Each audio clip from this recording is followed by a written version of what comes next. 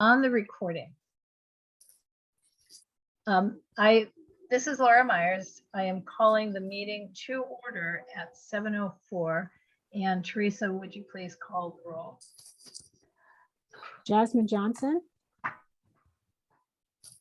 Here. Thank you, Jasmine.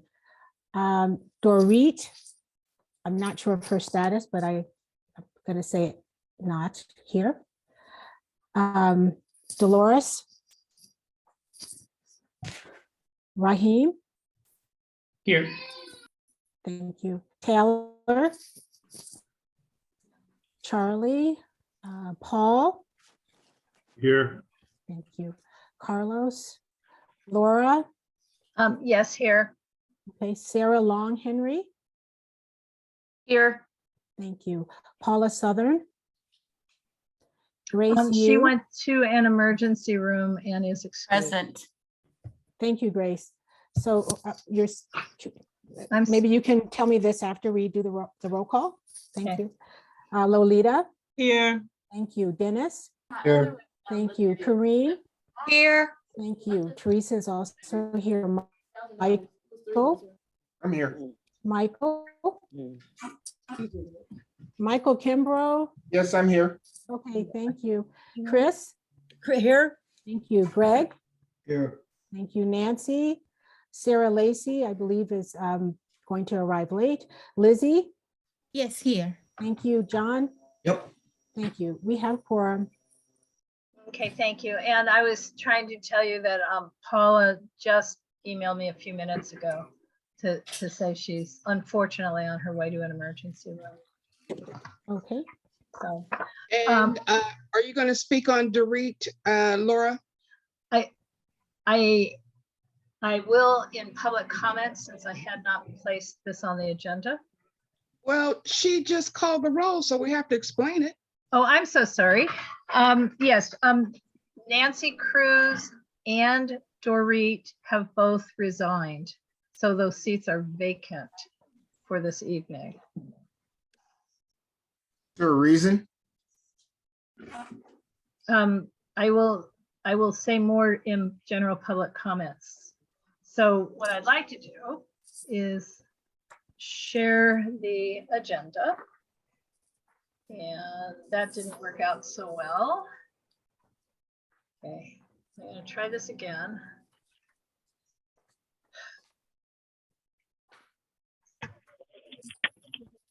Okay, guys, I'm having a little trouble here. So I'm trying to stop the share. Want me to share it, Laura? I know, I'm going to try it again. I can do it for you. Okay, would you please?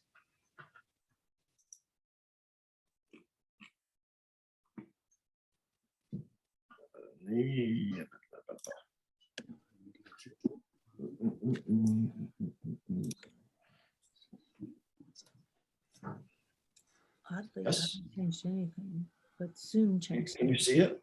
Yep. Great. Thank you very much. So item number 2 is a determination to continue to hold meetings virtually. I'd like to direct your attention to that.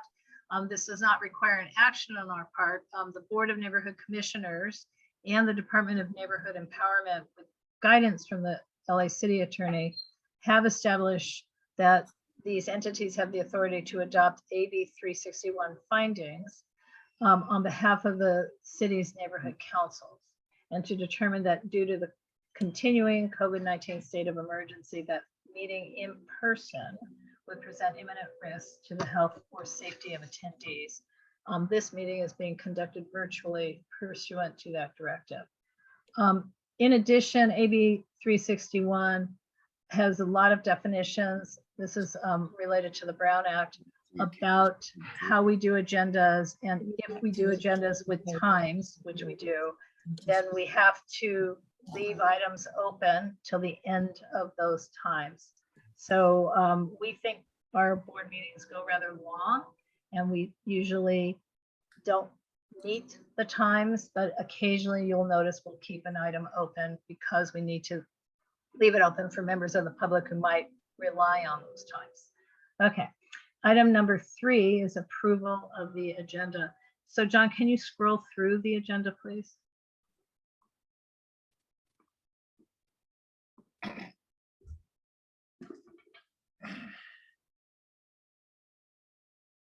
And as you'll see, we have the usual government reports, if any, the treasurer's report, a proposed community impact statement, a session on the UNNC bylaws revisions proposals, a session on planning and zoning. We have 3 cases tonight, and executive committee, several funding items, and an update regarding one of our previously funded items, and committee reports primarily, well,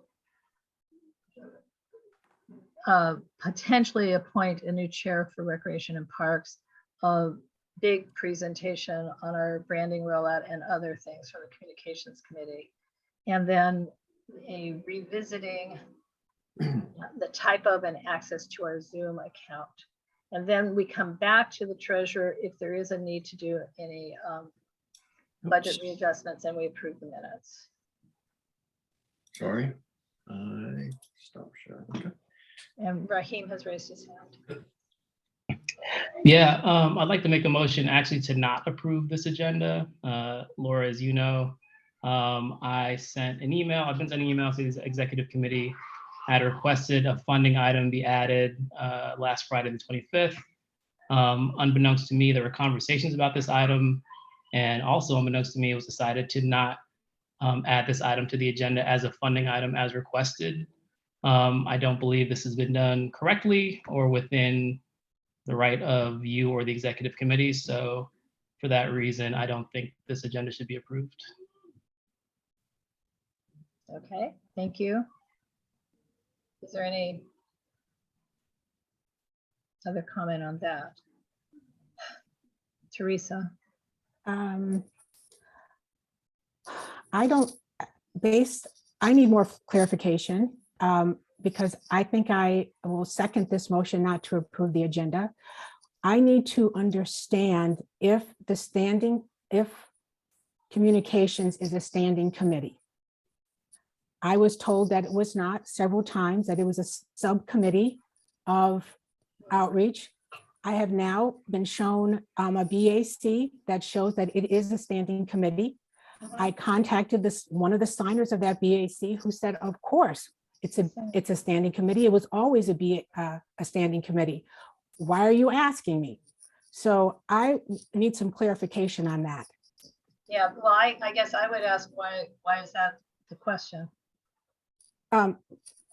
Well, because yeah, I want to say, yes, it is a standing committee, absolutely, but I don't understand the nature of the question. Well, I guess my concern is that if it is a standing committee, then it does not need to go through another committee like outreach for any of its funding approvals, for any of its approvals of its actions. And the way it's been presented to me, communications always has to go through outreach to be approved for their branding initiative, for their funding request. And if it's a standing committee, it shouldn't have to do that. It goes right through executive and right to governing board like every other committee. So I need to understand that clearly, because if that is the case, then certainly their funding request, which was approved by executive, should have been on this agenda.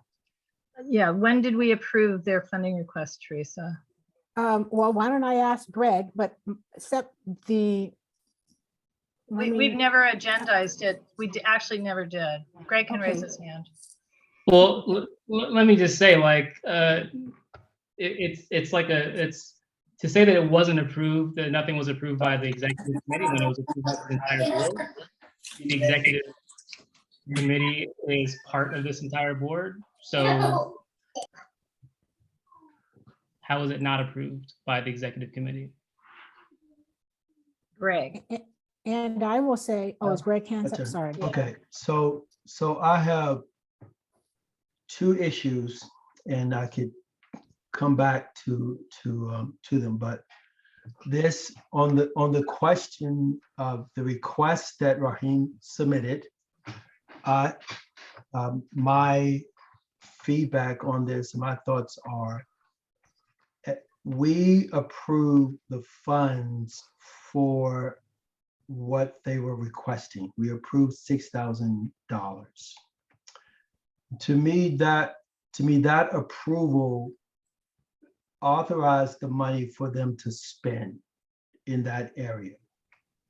To me, once we have approved the funds for a committee to do something, then the committee, what they need to do is just say, okay, we are going to execute this, because when we approve, my understanding is that when we approve the funds, we received a brief of the things that they wanted to spend. Now, personally, at that time, I wanted to drill down some more into it, but we approved it. And so we gave them the money to execute. Now, so when Raheem submitted the request to spend the money, in my mind, that doesn't need to come back to the executive board again because it's done. Now, my second part of this, yes, I do. Well, any questions about that part before I go into the second part? Well, Greg, I don't have a question, but did you want me to add something here? Or do you No. want me to wait? No, I don't want you to add anything. I mean, you can have your own statement, but Mhm. I mean, you're adding something to it. It's not. Well, I don't I know how was to- the I don't know how to mover, but say it. I'll I wait. don't It's know how to okay. I say was it the maker of politely. the motion, so I don't know how to wait. say it Okay. politely. I mean, It's okay. when someone Well, says something, you can't really add to that. You can make your own comment. sure. So let me finish. Okay. The other thing, yes, as an organization, I do want all of our committees to work together. Okay, I want them to communicate. I know that's not a committee, but I'm using it in a broad sense. I want them to communicate and to share. Okay, this is what I'm doing, and so that they can support each other in our efforts to serve our community, is to serve the community. So yes, there needs to be coordination between the different committees, but I don't see one committee as being, so I guess the correct word is subordinate, but I do see the need to coordinate. But the issue right now, as I see it, is that the communication committee has submitted a request for funding. Yes, I do want the communications committee to coordinate. I would prefer the committee coordinate with the outreach committee because they're working in the same areas. But if the communication committee is doing something, we shouldn't stop their work because it wasn't approved by the outreach committee. But yes, there should be coordination between them. And so I think there was some coordination, but not full coordination, but it's not subordinate. It's like kind of like they're all both are kind of like working on some of the same stuff. So I understand Raheem's motion to not approve the agenda because he submitted the request. In my mind, we approve the money, and yes, I want them to coordinate, but the items have been, the funding has been approved. All right, so I'm done. Those are my thoughts. Okay. I've got Chris, then Lizzie. I just wanted to clarify that the 6,000 that was voted and approved for communications, they have not spent that, right? They So have not. what they're proposing is within the context of the activities the 6,000 was to cover. Is that correct? That is correct. So I would not see any reason why they needed to ask or get approval, only as long as they spend their funds in the manner and in the categories and for the purposes for which they requested the 6,000, until they spend down that 6,000. I don't see why they would need to come back for any reapproval or additional funding. Lizzie? Yes, good evening, everyone. I hear a lot of allegations about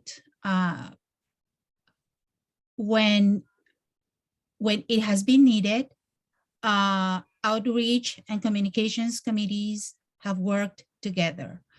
My modus operandi has been to always ask Rahim, what would you like to include me in the outreach committee meetings? He has sent me the agenda item, the wording, and I have copied and pasted it exactly the way he has. I don't think there's any miscommunication there. Now, to say that the outreach committee has to approve whatever the communications committee is planning to do, that is absolutely incorrect. I would never do that. And it has always been my understanding that we are both standing committees. True, some other neighborhood councils do work jointly, on an official basis, always together in the same meeting. But it has been the case that I can say for myself that I have attended many communications committee meetings because I feel it is part of my duties as outreach committee chair. But when the communications committee meeting has come to the meetings that I chair, they have always had as a very specific item working on. So I want to clarify that. We are two separate committees. I don't think we have ever implied that they are under us. So please, I want to make that clear. Thank you. Thank you, Lizzie. So Teresa, you do have your hand up, but I would like, if you don't mind, if I say something at this point. Well, if I could just make one additional point. I'm sorry, I'm so confused because the emails that I received as an officer said that Laura and Lizzie don't remember communications asking for approval, asking for that. So if outreach has no say over over communications, then why is Lizzie's, or I should say outreach opinion on their funding, why is that even in the email? I don't even understand that. Okay, so I'm not sure if you received that email as an officer, because I didn't receive that email as an officer. So can we just go back to email? You sent the email. This is the email that you issued, Laura, to all of the executive committee while you were working on. When I was working on the agenda. agenda. I didn't Yes. say that communications was under outreach. Actually, I did not say that. So that's what No, you're saying. what you said was that they hadn't approved, outreach had Correct. not approved their funding. And I'm asking, if they are a standing committee, why do they need approval from All right, outreach? so That's what I'm I asking. hear what you're asking, so I'm going to try and remind everybody of the actual motion that Laura, had made that you guys voted for 2 months ago, 3 months ago. So the actual motion I had made was to do a budget readjustment, transfer $6,000 that was previously allocated to whatever. I mean, Greg can remind us where he found the money, but he transferred an additional $6,000 into the existing outreach budget. But that title outreach doesn't have to do with our committees. It's what the city clerk funding team has as a category. It's called outreach. And that the communications committee would coordinate with the outreach committee and then come to executive committee with its funding request. And that's the motion that passed. So they did go to the outreach committee. We looked at a lot of things. What we're talking about here is one of those things, but it's the expensive thing, a postcard campaign. It wasn't fully completed, and it was not looked at by outreach committee in terms of the money. It was looked at in terms of the product, the deliverable, what the postcard content would be. And I don't think, I don't remember if we even discussed where it would be distributed. But having said that, they didn't go to executive, and our normal funding process is via the executive committee. Also, we have now spent, I'm so sorry, 20 minutes on this, but we cannot put it, even if you want to blame me and say it's all my fault, but technically we can't vote for a funding item tonight that was not on the agenda as a funding item. And so even if this is a huge error on my part or executive officer's part, we still cannot change the agenda to add a funding item that was not on the agenda. So that's just basically a core Brown Act thing and a rule from the city. So our, I mean, I don't know if anybody from the city would know this because they may not be present. We have spent 25 minutes. I see a whole bunch of additional hands up, and yeah, but it's like, again, even if it's my huge mistake, I don't really feel like it was. But even if you all do feel like it was, we can't do a funding item tonight. And I don't know the order of people. So who has spoken yet? Greg, I saw Greg, Raheem, Mhm. Sandra, and then Teresa. I will defer to Sandra because she hadn't spoken yet. Exactly. Sandra. Okay, thank you. So then my question would be, does it, from what I'm understanding, correct me here if I'm wrong, does it necessarily need to be a funding issue? Does it need to be brought before the executive again if the money is still out there and the money has not been used? That's what we're debating, Sandra. Yeah, That's- well, it has, Well, then so that's- Ashley, that's can we the just be question. clear? I'm sorry, for clarity. This has not gone to the executive committee as a funding request. It has not done that. But Like, Laura, the greater- question I'm asking, okay, excuse me, Laura, the question I'm asking is, since the money is still available and it's been allocated Mhm. as communication outreach dollars, does it have to go before the executive committee if the money has already been allocated for them to use as I see fit within that parameter? And Sandra, that's part of what we're debating. That is what we're debating. No, Laura Because- sounds like to me, I'm sorry to cut you off, but Laura sounds like she's saying because it's not on the agenda, then we can't vote on it. But I'm Right. saying, does it necessarily need to be voted on if the money has already been allocated? Two different issues. No, it's the same issue. Well, Laura makes it sound like it's a two different one. I just want to know, going forward, let's drill down. Going forward, can Raheem just go ahead and proceed with what he needs to do without it having to go through another month of waiting to come back to be voted on? And so that would be a good segue into my response. Again, and not to, or am I recognized to Yes. speak? Okay. Okay, so again, I want to deal with two issues, not two. One, my position is that, no, three issues. One, I'm glad that communication and outreach are coordinated. I'm glad that it's clear that communication is a standing committee.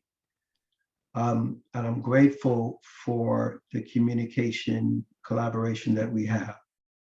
Two, I am of the position that we authorize the funds. Once we have authorized the funds, we empower our people for them to say, this is how they want to execute. As the executive committee, my position is that we give them the general amount of funding that they want. Then when they're ready to execute, yes, there is paperwork that they need to submit because we need to track the funds. But as executive board, we don't have the time to micromanage. Like, for example, Raheem, when you did that cube thing, I have no concept of the cube thing, and I don't get it. But if that's what they want to do, and we gave them the money, let them do it. They're the creative people, let them do it. It is a waste, well, not a waste, but it is not the best use of our time for them to come back and say, now you gave me $6,000, I want to spend $4,000 of my money. No, we've already given them the money. And because he came to us asking the $6,000. The fact that if we added more verbiage to it, which seems like it was restrictive verbiage, that is on us. We should not restrict our people from doing their work. So no, so my second thing is that if we are modifying, we have funding requests, we have one funding request, public safety, we have another funding request down here. We have another funding request for 4,000, funding request for $475 down there, discussion and possible action.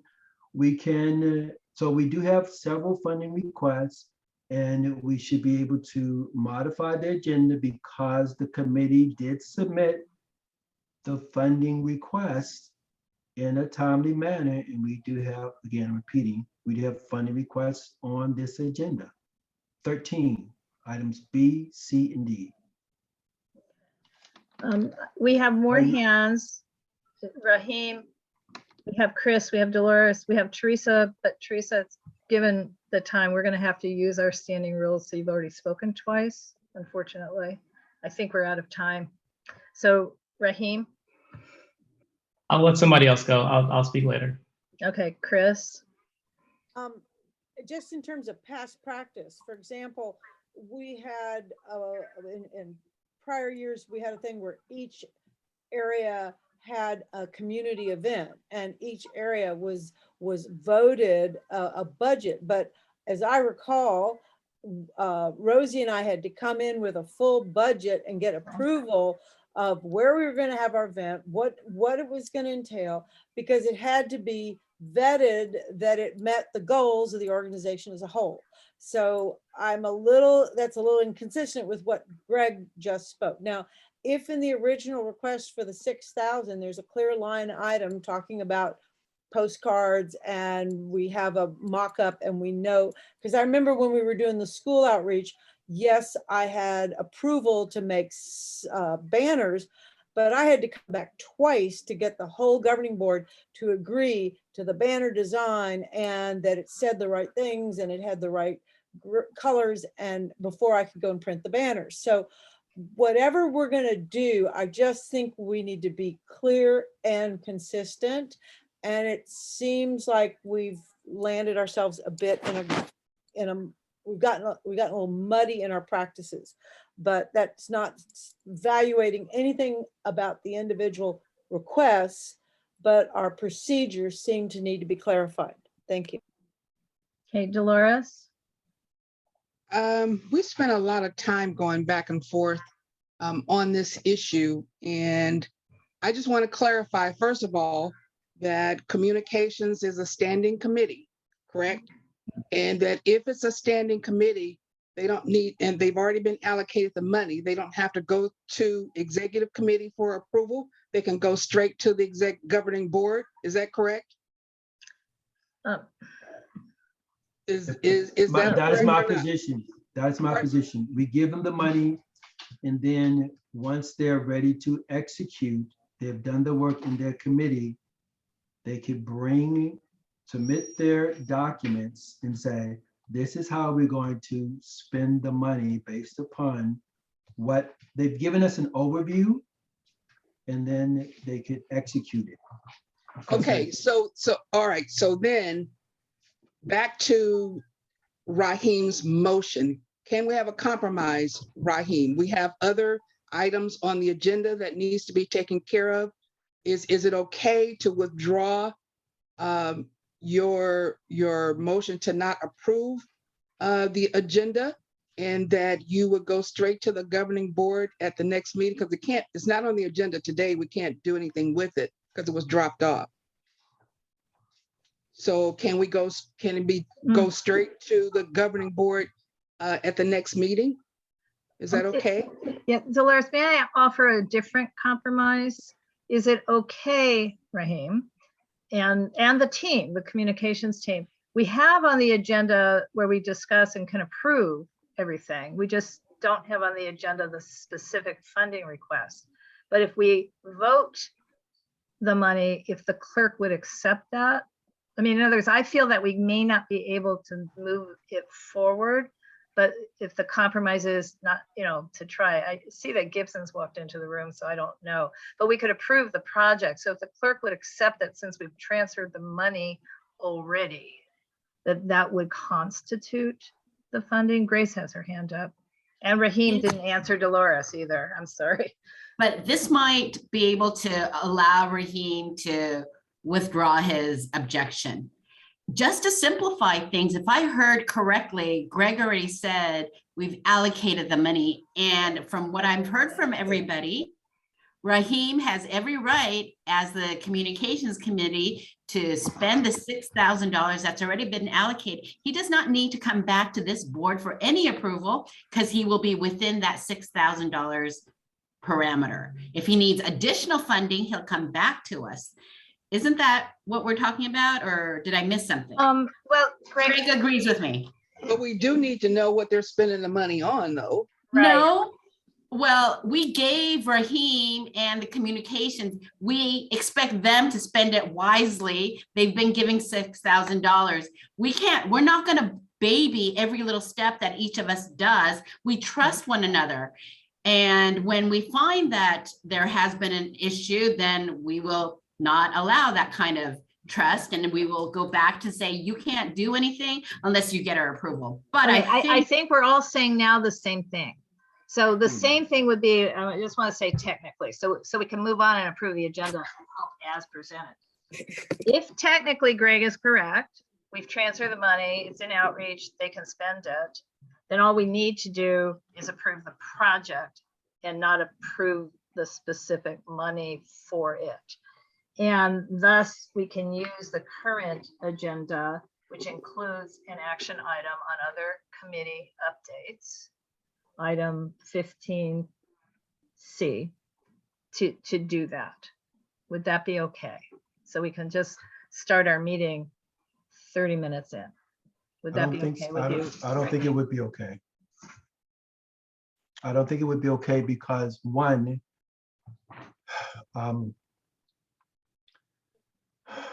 it wouldn't be okay, and this is perhaps a technical aspect of it. It wouldn't be okay because the committee chair submitted the request in a timely manner. I responded. I'm not even sure if he was in the email loop, but I'm not sure. But I did say he needed to submit the funding request because we have to keep track of where we spend the money. He doesn't get to spend it anyway until I spent it. We do need the paperwork. He submitted the paperwork. If another concern, and it's not just a matter of falling on the sword saying it's somebody's fault, but another concern is that he was not informed that his stuff was not on the agenda, which is a major issue. So I saw his email and his funding request, which I did say he needs to submit the funding request. And I said, okay, well, I'll put it in the folder. So I put his funding request in the folder. So just because we're saying it nicely, but we still end up putting him off is not okay. So even if Raheem said, okay, I withdraw my disapproval, my position is that his request, we need to modify the agenda because the request was submitted in a timely manner. We have funding issues on the agenda. We can edit the agenda because we have approved the funding, and we can add this to the agenda so that we can say, go west, young man or young woman, communication people and outreach people, and do this stuff because it's reaching the community and it's March, and we're still talking about reaching the community in basic areas because we're stuck on process. This is. How do you adjust it? How do you adjust it? I say we adjust it because we're looking at. How? Okay, we have the agenda. We modified the agenda because the item the item is an approved item. Let me go to the section again, the section of the agenda. Yeah, The section of the agenda is 13 under funding requests. We have 350 for branding initiatives. We have 450 for communication, for lawn signs. I'm not sure what else and again, Raheem, I'm not Okay. So we just add the other item to it because we have funding requests present. Okay, I'm going to do this. I'm sorry, Jacqueline, I do have to end public comment. I will let Raheem respond, but we do have our NEA here. I don't know if he knows what we're talking about because he arrived late, but hi, Gibson. Madam President. The request is to amend our agenda to include, specifically include approval of a funding request for a postcard mailer campaign. We have the agenda item, there's an agenda item that discusses the postcard mailers, but it's not a funding request. We had allocated maybe 2 months ago, maybe 3, we had transferred budget to accommodate this, and we knew that the $6,000 transfer would include the $4,500 for the postcard mailing campaign, but it's not on the agenda. We've been discussing now for 40 minutes. Should it be, should it have been, but if we want it there, can we do it now? So Can we are do we it? able The to answer is amend the agenda to add a $4,500, the language, $4,500 funding request? no. The answer should be yes. Amend the Yeah, agenda. Jacqueline, I did not call on you. It should be no, because this is a funding item that should have been posted on the agenda. When it comes to any funding items, you want to make sure that you avoid any issues such as this. My recommendation is to post a special meeting to be able to specifically approve that agenda motion. As it's not on this evening's agenda, I think that would be the best course of action. And the board, I would advise the board to continue the next agenda item, as this is not here tonight. Okay, and then secondly, Gibson, if you know, again, we had allocated the 6,000 broad money for outreach. And I think some of us are now saying, since it is outreach, we don't need a specific funding item. No, that's not quite. No, Right. I didn't say, I said some. I At the didn't end of say the day- all. We're At the trying end to of the get day, to the a money- compromise. No, that's not correct. That's misrepresenting the position. The No, funding Greg, I'm motion- misrepresenting your position, but some of us have a different position, which was trying to get to the compromise that would allow us to, That's not since what you're we talking about. allocated That's not the what you budget. just asked him. Okay, I'm just, hi, everybody. I think the best thing is this, let's not discuss this motion. It's not agendized because you are changing the agenda item substantially. And because it is not detailed, the funding item, we should not discuss it. We should just move on with the agenda and then do a special meeting to discuss the specific funding item. okay. You still have to call on Raheem. I do, Raheem. But Greg, you've, like Teresa, you've spoken more than, as have I, more than twice. So we're only Raheem now. And then we have to conclude this. Thank you, Raheem. So I am, I'm a reasonable person, and as a reasonable person, I'd like to consider withdrawing my motion. But what this comes back to me, and apologies, I'm just going to be as direct as I can be. But Laura, like there's a pattern of behavior where you spin this ball of confusion that leaves confusion strewn everywhere. Clearly, your own executive committee has several different stories about things that they heard about whether communications is its own standing committee. You're saying tonight that that communications coordinated with outreach, but we didn't get approval from them on the funding. Why would we even need approval from outreach on the funding when this wasn't even their initiative? So like you've dropped all these little nuggets of misinformation and confusion that is just like that just is everywhere now. And like, and again, there's a pattern of this, whether it's this or it's like the whole Zoom thing, and like it's so exhausting. We're all volunteers trying to just like do little things to make our neighborhoods better, and we get caught up in this bureaucracy, and then we're wanting to create more bureaucracy on top of that existing bureaucracy for the of us even have to go back to the executive committee. And so it's really extremely frustrating. And my committee and the members of our committee and my co-chair, we all work really hard on the things that we try to do. And to now be delayed a month because you chose to not respond to my email. You chose to not even send me a text or say, hey, let's talk about this. You chose to let that sit for 5-6 days before I could even get a response. I emailed you several times asking why the agenda item was incorrect, and I did not get a single response. Meanwhile, you responded to several other emails. So this is all your choice. And tonight you can't even take accountability for your actions. You're sitting there saying, I don't know if this is my problem, but like, Laura, yes, it is. Like, take accountability. If you're our leader, you should be able to say, look, I made a mistake. I'm sorry, let's move on. But you can't even do that. And so how is that supposed to leave me feeling, or anybody else who worked on this initiative and is trying to get funding for it? It's so frustrating. Okay. And it's so exhausting. So I feel like, while, I'm sorry for airing all this out. I was going to say, while the normal response from almost anybody would be to try and defend, honestly, it's 7:46. I know that would be your response. I just, yes. Defend everything.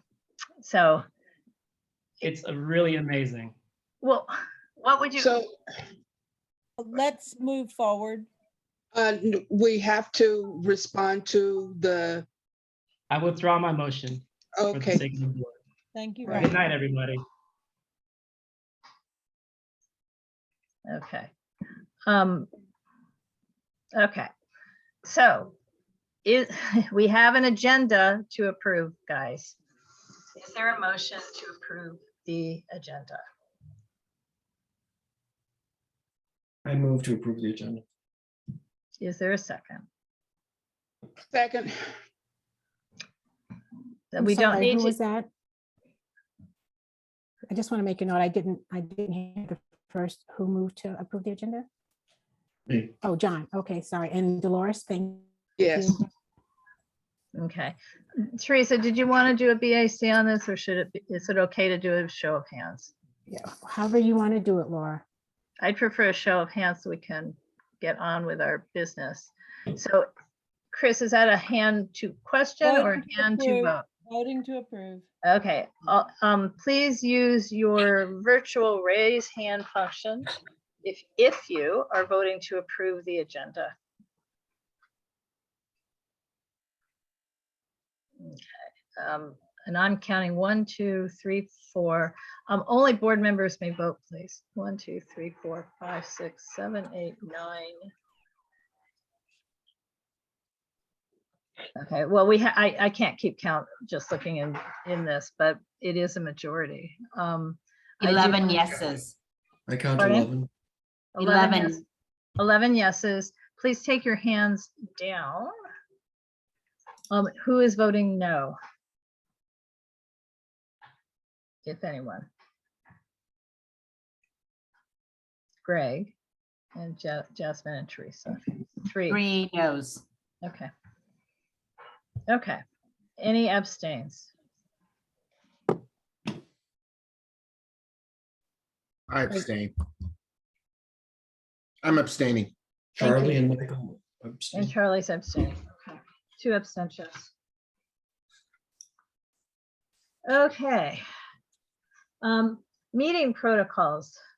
Brief discussion. Well, one of them is that we are to treat each other with respect, which I think, in fact, we're all trying to do, and I appreciate that.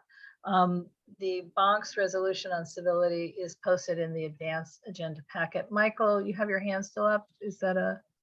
Sorry. Yeah, error. Okay. Public comments and announcements, 1 minute per person, and we had set it at 5 minutes, although also much earlier in the agenda, but if we can stick to 5 minutes, it'd be great. If anyone has any general public comments on any item not on the agenda, and Brittany, I'm going to start in advance and not on our pending agenda, if that's what you're about to speak about. Thank you. Anybody with general public comments on any matter not before us on this agenda or near future, if you knew there is a near future agenda item? Okay. Government agency reports and comments. If I haven't seen anybody from Council District 10, is anybody here? No. Is there any other government official or city agency besides Dunn, that's a separate standalone item, who has any reports, comments, anything they want to bring to our attention? Please raise your hand. Okay. Dunn report, Gibson.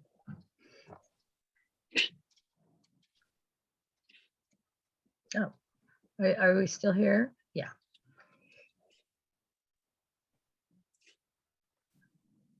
Gibson, are you here? Well, why don't we come back? Oh, there he is. Thank you. Sorry about that. Hi.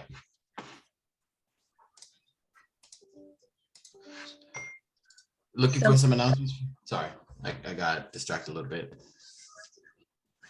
So just want to give a quick department update. Is that okay? Yes, absolutely. Hi, everybody. So just want to touch base. Yesterday, the Board of Neighborhood Commissioners took action to make a presentation on the outreach that we had conducted in regards to the survey that we had sent out to Angelinos. We ended up collecting 8,563 responses. And so we shared that at the Board of Neighborhood Commissioners on Tuesday. In addition to that, the bank also took was also still discussing the social media policy and the code of conduct. Hopefully this board will be, I just want to make sure that this board is aware that that's still a bonk. And once if there's any vote on it or announcements, the department will provide guidelines on those issues. I know that, so the up to trainings, I definitely know this we are very close to getting everybody, but I know there's one or two people who still don't have it. And so I know everybody has their code of conduct, but there's one or two people who still need to complete their trainings, their anti-bias training. If you need help getting into Cornerstone, please let me know. I know some of you folks have started. There's one person, one or two people who got into Cornerstone, but you did not click on starting on one item. So you are this close. And so if you need, I'll be following up with a few board members who need to just get to the finish line because we're having a problem with that. And I just want to make sure that folks have an issue. Sorry about that. I had to jump off at one of my other neighborhood councils. They are in their committee meeting. They needed my assistance. That's why I was on the phone a little bit. I'll be here the rest of the night.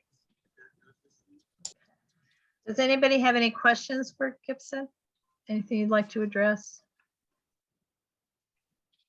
Okay. So the next item kind of flies right behind that, board member training report, and that would be Dolores.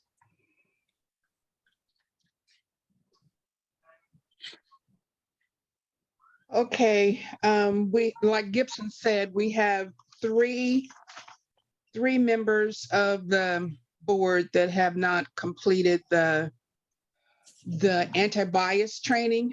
All other board members have completed that. And in response to your question earlier, Teresa, I didn't have the answer, but I do now on Lolita that's ineligible on funding. Okay. And as far as attendance goes, everybody is okay with the exception of a couple of people. And I will be sending them an email after this meeting with regards to their attendance status.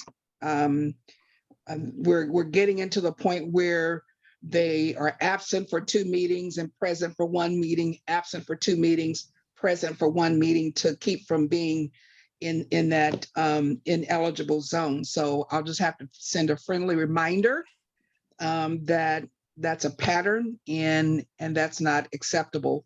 So, but other than that, everybody's fine. Lolita, you have your hand up?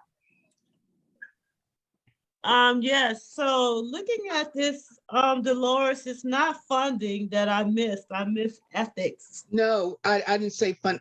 If I said funding, I meant ethics. Okay, And the rules say you can't vote on funding issues. okay, I understand now. Okay, Okay, thank you. Okay. That's Does it. anybody else have a question or comment on board member training? Okay. Can I Great. ask a quick question? Charlie? Just Dolores, I just want to make sure you got my email that I did complete the anti-bias.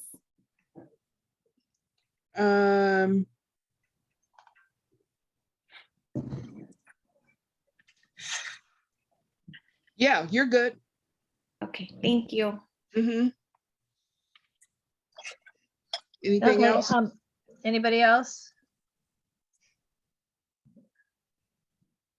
Okay. And thank you, Jasmine, for coming. Treasurer's update, Greg. I made you a co-host. Dope. Okay, so the first thing, can everyone see the screen? Yes, yes, yes. Yes. Okay. Okay, so this is the screenshot of our overall budget of over 50K. Our basic funding was 32K, and then we had an adjustment, which the adjustment is the rollover and then the other funds that weren't executed from last year. On this, you can also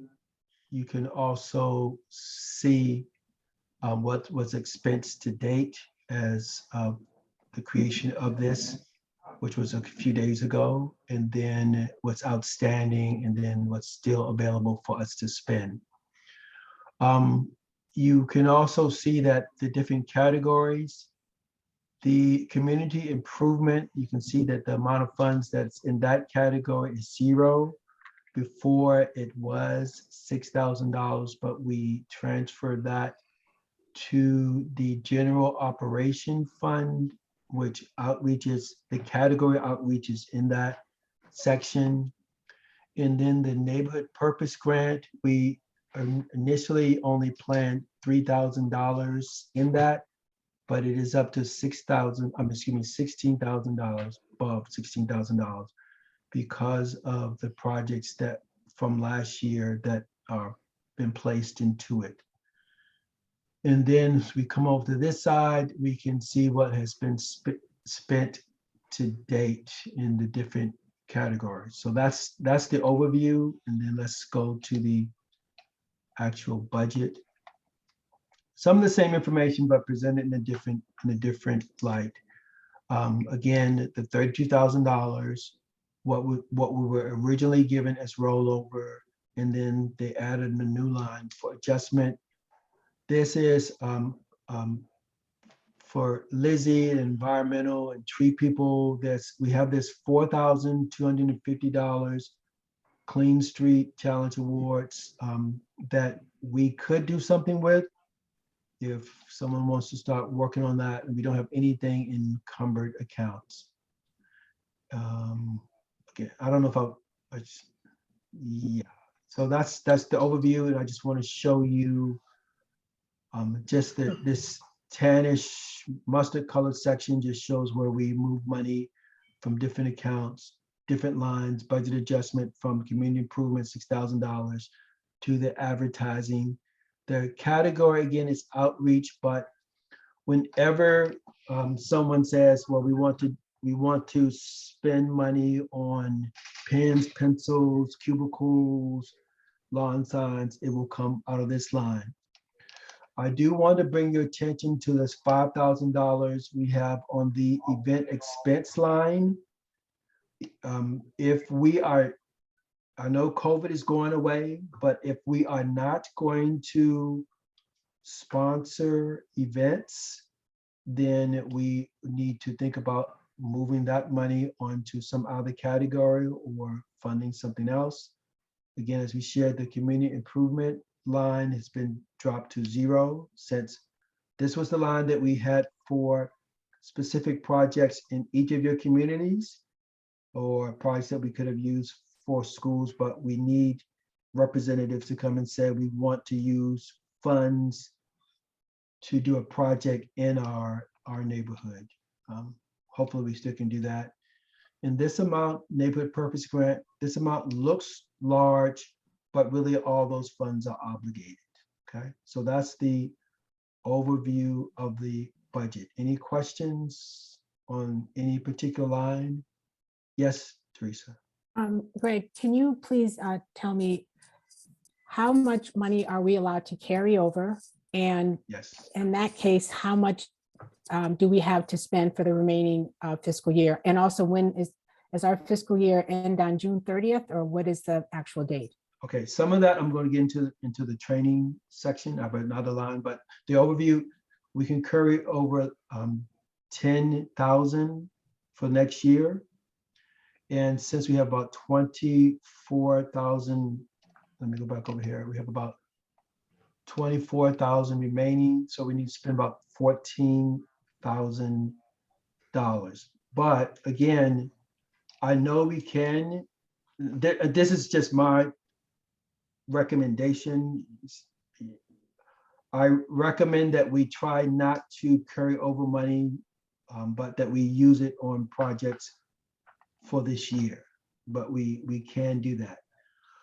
Also, when I'm gonna talk about this some more, but we want to start now looking at what we want to do for next year. And then I need to have the budget submitted by June 30th. I don't want to wait till the last day, which we did last year, but I want to submit it in a timely manner in case, because sometimes when I submit items, I need to deal with it with the city a few times. So last year we actually had to wait to the very last day to submit items. So in the next couple of months, weeks, meetings, I'll be sending out information on that. And I see 2 hands up. I think Laura and Yeah. Can I stop sharing this, everyone, so I can see all the hands? Well, can you leave it up for a moment? Because I have a question about it, that in terms of what you just answered with Teresa.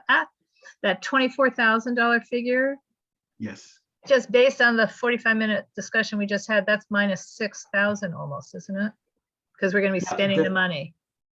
Yes, but it hasn't, okay, so. Yeah, no, you understand where I'm coming. It's in the budget, but that on the pie chart from our portal, where it shows we still have 24,000, it'd be minus the 6,000, more or less. Yes, and it will be minus much more Of course. because we will have, like, for example, we still owe money to one of our contractors that's doing work for us. Correct. We still have money. We have money. And So, a lot yeah, of and as well, when we're looking at the office stuff, those bills are beginning to hit. We pay for things like the post office box and the domain and all that in April and May, March, April, May. So the 24 that shows in the portal is made, we can't start thinking of $24,000 worth of things to spend money on, because some of that's really about to be gone or kind of automatic payment gone. Okay. Morse, yes, that is correct. As of today, that's what we have left. Yeah. But as far as actual thinking, we need to make sure that we spend this, let's say $12,000 here, because this is money that $6,000 we added to the $1,000, $5,000 here. Everything else, this has been executed. Right. And most of this will be executed. If most of this will be executed, we will have a few dollars left over in those areas. Okay. And just also on the same lines, and then I'm going to shut up. But I would like to ask Gibson, is there any discussion about neighborhood councils having to be back in person in this fiscal year?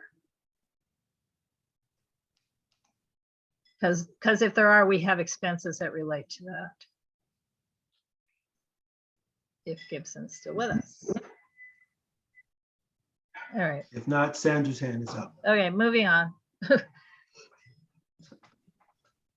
Okay, along the lines of events, since this is a year that hopefully we'll be able to be outside more, I'm pretty sure we could use a 5,000 for outside events and instead of taking that away. And that would also give UNNC some more visibility in our neighborhoods.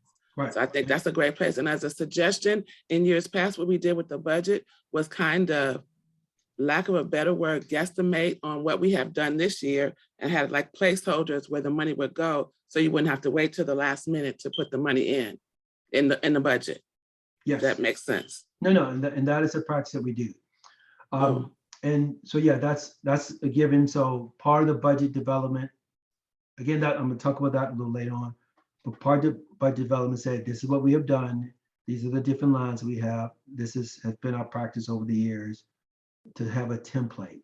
But Right. for the events, I'm just reminding the community, those that are present, if we want to have an event, we need to have event requests coming on and be mindful of still any COVID concerns, even though it's going away. Okay, so that's that part. The next, any other questions on the budget overview? Okay, the next thing on my area is the MERS. So let me go to Google Drive.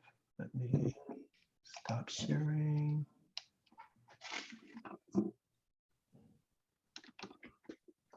Let me open up.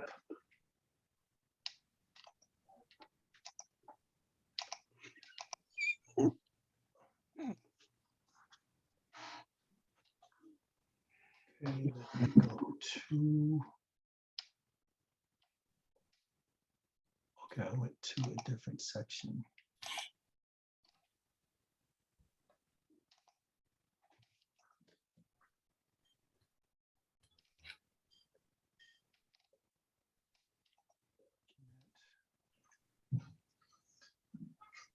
Do it like this. MERS. January MERS. Okay, here we go.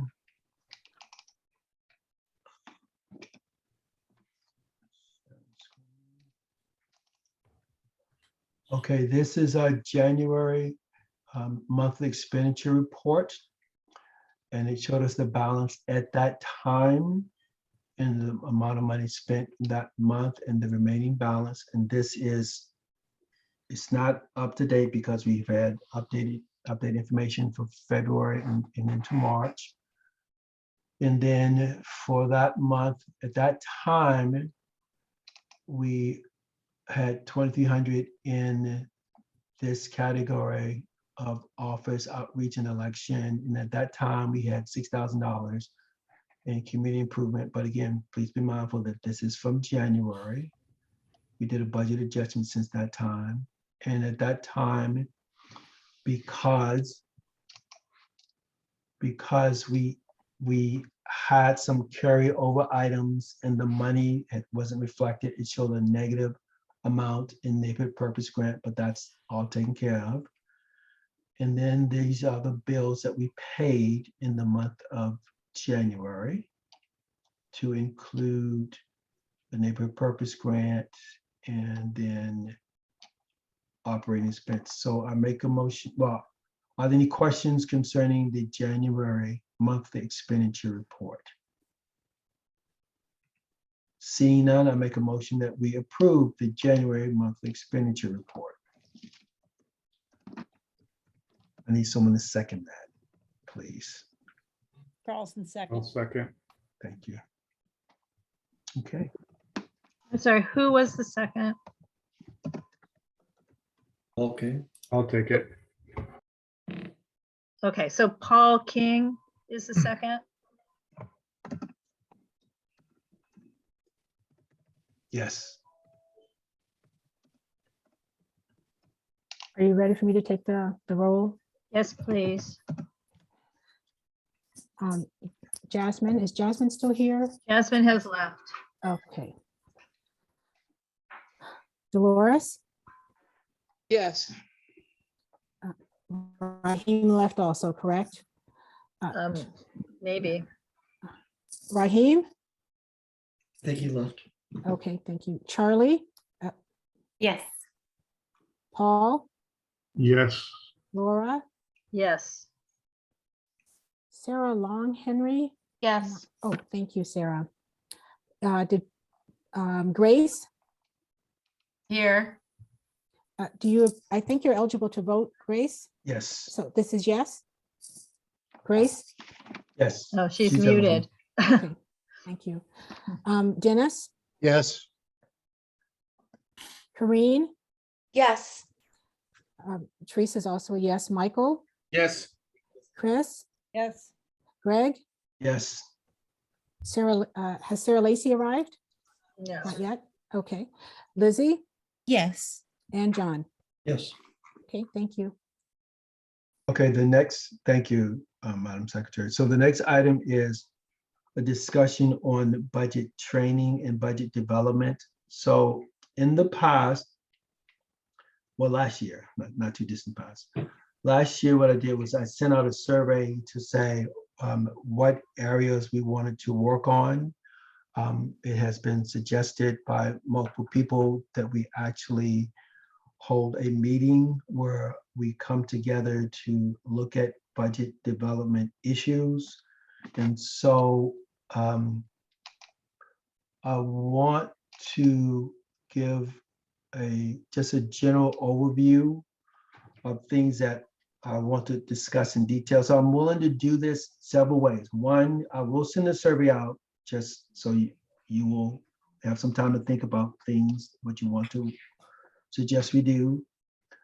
But I'm also willing to host a meeting and talk with people about the budget development process.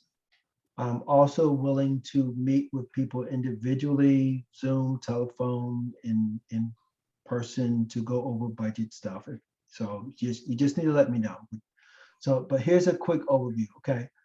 So our budget year is from July 1 to June 30th of each year.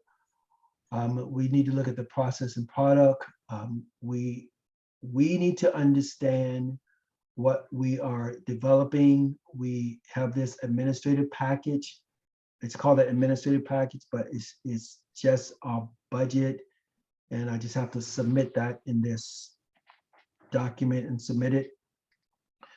In the month of March, which we're in April, we should review what we have already spent to determine if we have funds that we need to move to some other place, make any budget adjustments in April and May. We need to develop our focus areas based upon past years and based upon spending patterns and based upon our vision for the future. And so I really want us to give some thought about what do we want to do with our $50,000 or our $30,000 or whatever amount of funds they give us. There are some special dates.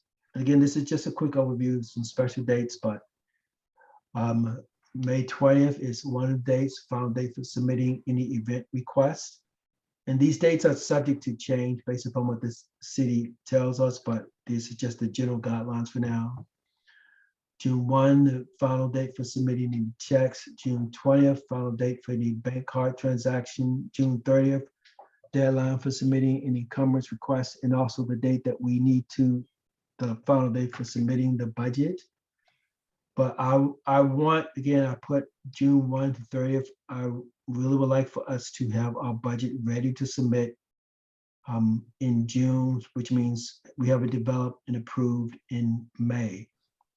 And these are the different categories: operational, neighborhood purpose grants, and then community improvement projects. This general area operational includes office operation, outreach, and election, neighborhood purpose grants, where we give money to nonprofit organizations to do good things in our community, community improvement projects, which we haven't done really well in the last couple of years, but that's where we actually do something on your block or for the school. So, you know, I've been trying to be an advocate for that, but we seem to have difficulty in that area. And this talks about the different areas that how we set up the budget. And if you look at the spreadsheet that we use, it has those different lines. And then it talks about the $10,000 rollover.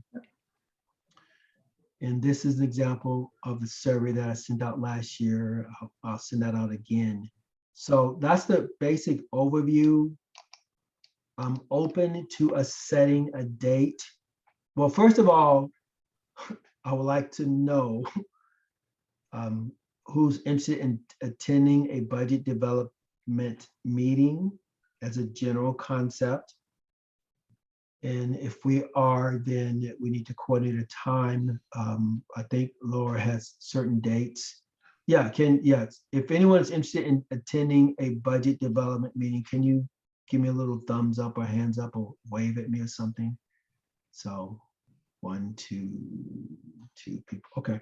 All right, 3, 4, 5, 6, okay, 7, 8. Okay, good. All right, so Laura has the calendar and she could tell us I suggested certain dates, but I'm pretty flexible on when we can do it. So I think the dates I suggested was the 27th of March, one of those dates? Yeah, you suggested pretty much all of the Mondays in March and April, and one by one, they fell off the list where either Okay, they so were what's available? conflicting with other standing meetings of committees Okay. or. So what's available? Just tell me what's Well, available. what's very available in terms of not conflicts with any of our meetings or community meetings would be in the 5th week of March, Tuesday, the 29th, Wednesday, the 30th, or Thursday, the 31st. And I'm just saying, I have no idea what anybody's personal plans are or other city events, but these, because it's the 5th week of a month, there are no standing meetings from anybody on those 3 days. So okay. if for the folks who raise their hands, any of those dates work, then, and if it works for Greg, because I don't know Greg's schedule either, obviously. I'm a busy man. The 29th of March will work for me. Tuesday, the 29th. Can we Yes, see a that show work- of hands of who could do that? If of those who want to do it, raise your hand if you can do it. That's 3, 4, 5, Teresa's 5. 6. What Okay, was I'm sorry, what was the question again? the If 29th. you, Tuesday, March 29, if you want to be at the budget meeting, please Okay. raise your hand if you can be at that meeting. Okay, at 7 p.m. Would that work? Yeah. And, Okay, and do we call that for our purposes, do we want to convene a special meeting of the call it a second meeting in the month, like call it executive committee, so we don't have the issue of too many board members, call a special meeting of exec? Because 7 is too many otherwise. It's training. Okay, so we're not going to vote on anything. No, because it's All right. training. And then based upon the training, people get to think Okay, about well, it. And then they can come back with the homework in the meeting to say, I want this. okay, I want to do well, this. let's set the date and I will just verify the manner in which, okay? All right, 29th, 7 p.m. I will send to everyone some material between now and then, okay? So you can have stuff to look at and read, more than you ever want to read. Okay, so I think that's it for me on this. Yeah, boom, boom. Oh, okay, my next item is status RE, I'm not sure what RE, previous approved. Regarding previous approval funding item projects, including MPG completion reports. Okay, so. And can I just point out, we have exceeded your 15 minutes. If Wow. I'm just pointing it out. Okay, well, I can stop, but. No, go ahead. I'm just saying, Okay, well, I'm Talk not quite. faster. Okay. do it fast. Well, I mean, okay, so let me go down the line. Projects, neighborhood purpose grants. Yeah, all the neighborhood purpose grants, the money has been given to people. We just need follow-up on the work that the California Conservation Corps is doing. We're asking them, all people that we give money to, we're asking to give us report of how that is going. So then KYCC, their project, we're asking them to give us a progress report because the checks have been written and received by them. Well, one is still pending, but we need them to come and give us report of their progress. So either the environmental committee or the tree committee or those people from that organization to give us a status on that. On the let me see, the project for Amazing Grace, that has been postponed. So the request for that event has been returned to us. And once we have their meeting today also, I believe, and so they should have their dates. And so when they have their dates, then we need to submit the package again. I need an invoice for the graphic designer so we can pay him. And as I said earlier, if we don't spend any money on any other events, then I will do a strong push to move money from the events category, and everything else is fine. We paid a few other bills for web support, and I think that's it. Yeah, everything else is, yeah, that's We it. have two hands up.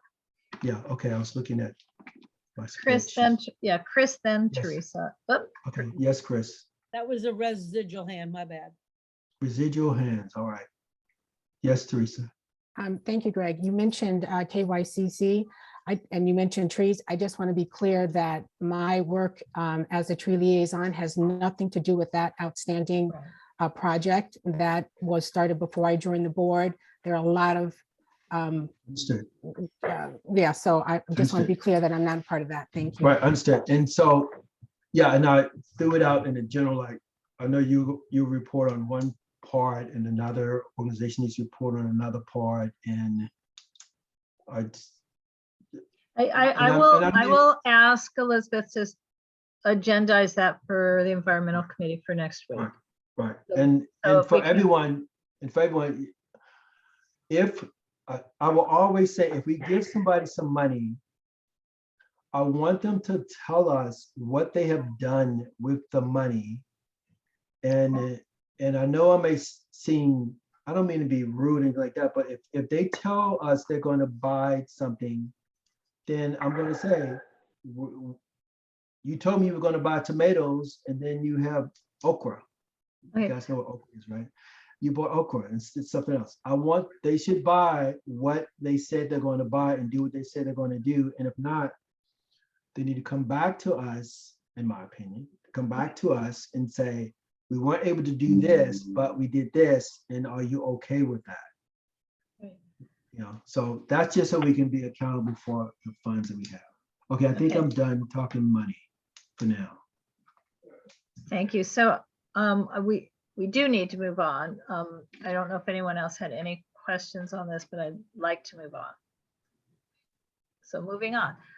Lizzie, this is a community impact statement.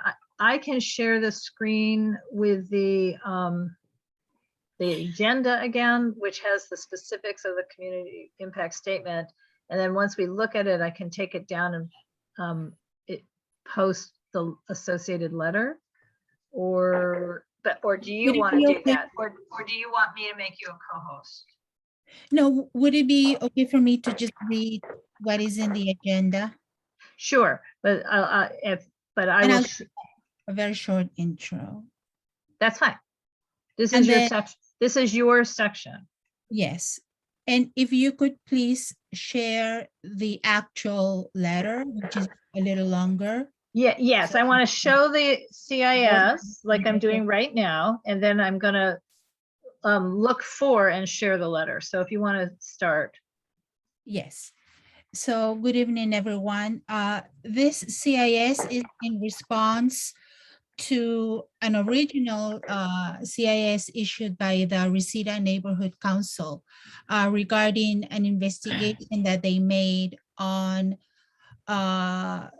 the different expenses made by Don for the last cycle of the neighborhood council elections.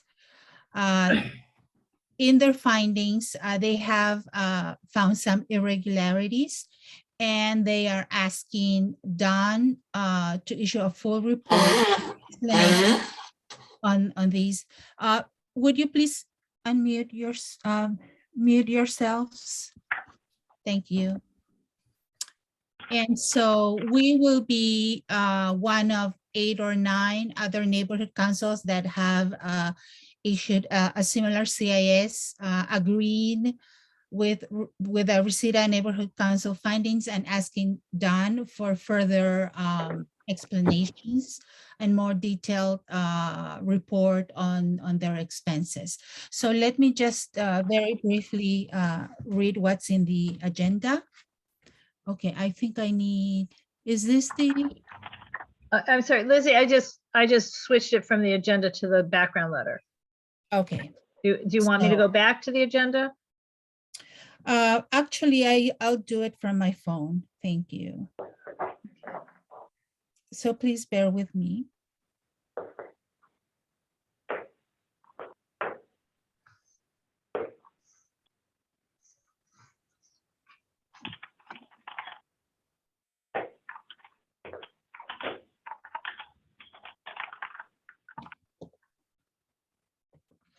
Okay, so I had it all set up here, but Oh, I'm so sorry. Do you really, I can just put the other one back up. no, it's okay. It's okay, I have it here.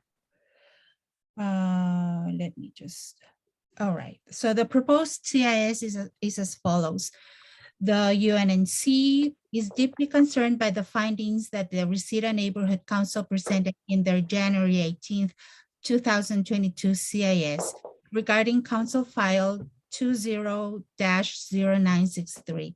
The review of public records reveals that the Department of Neighborhood Empowerment, DON, contracted with at least 7 organizations or vendors for total expenses of $113,200. In many instances, contracts were arranged after elections were held. Contracts were hardly fulfilled, not even completing the bare minimum that the contracts specified for.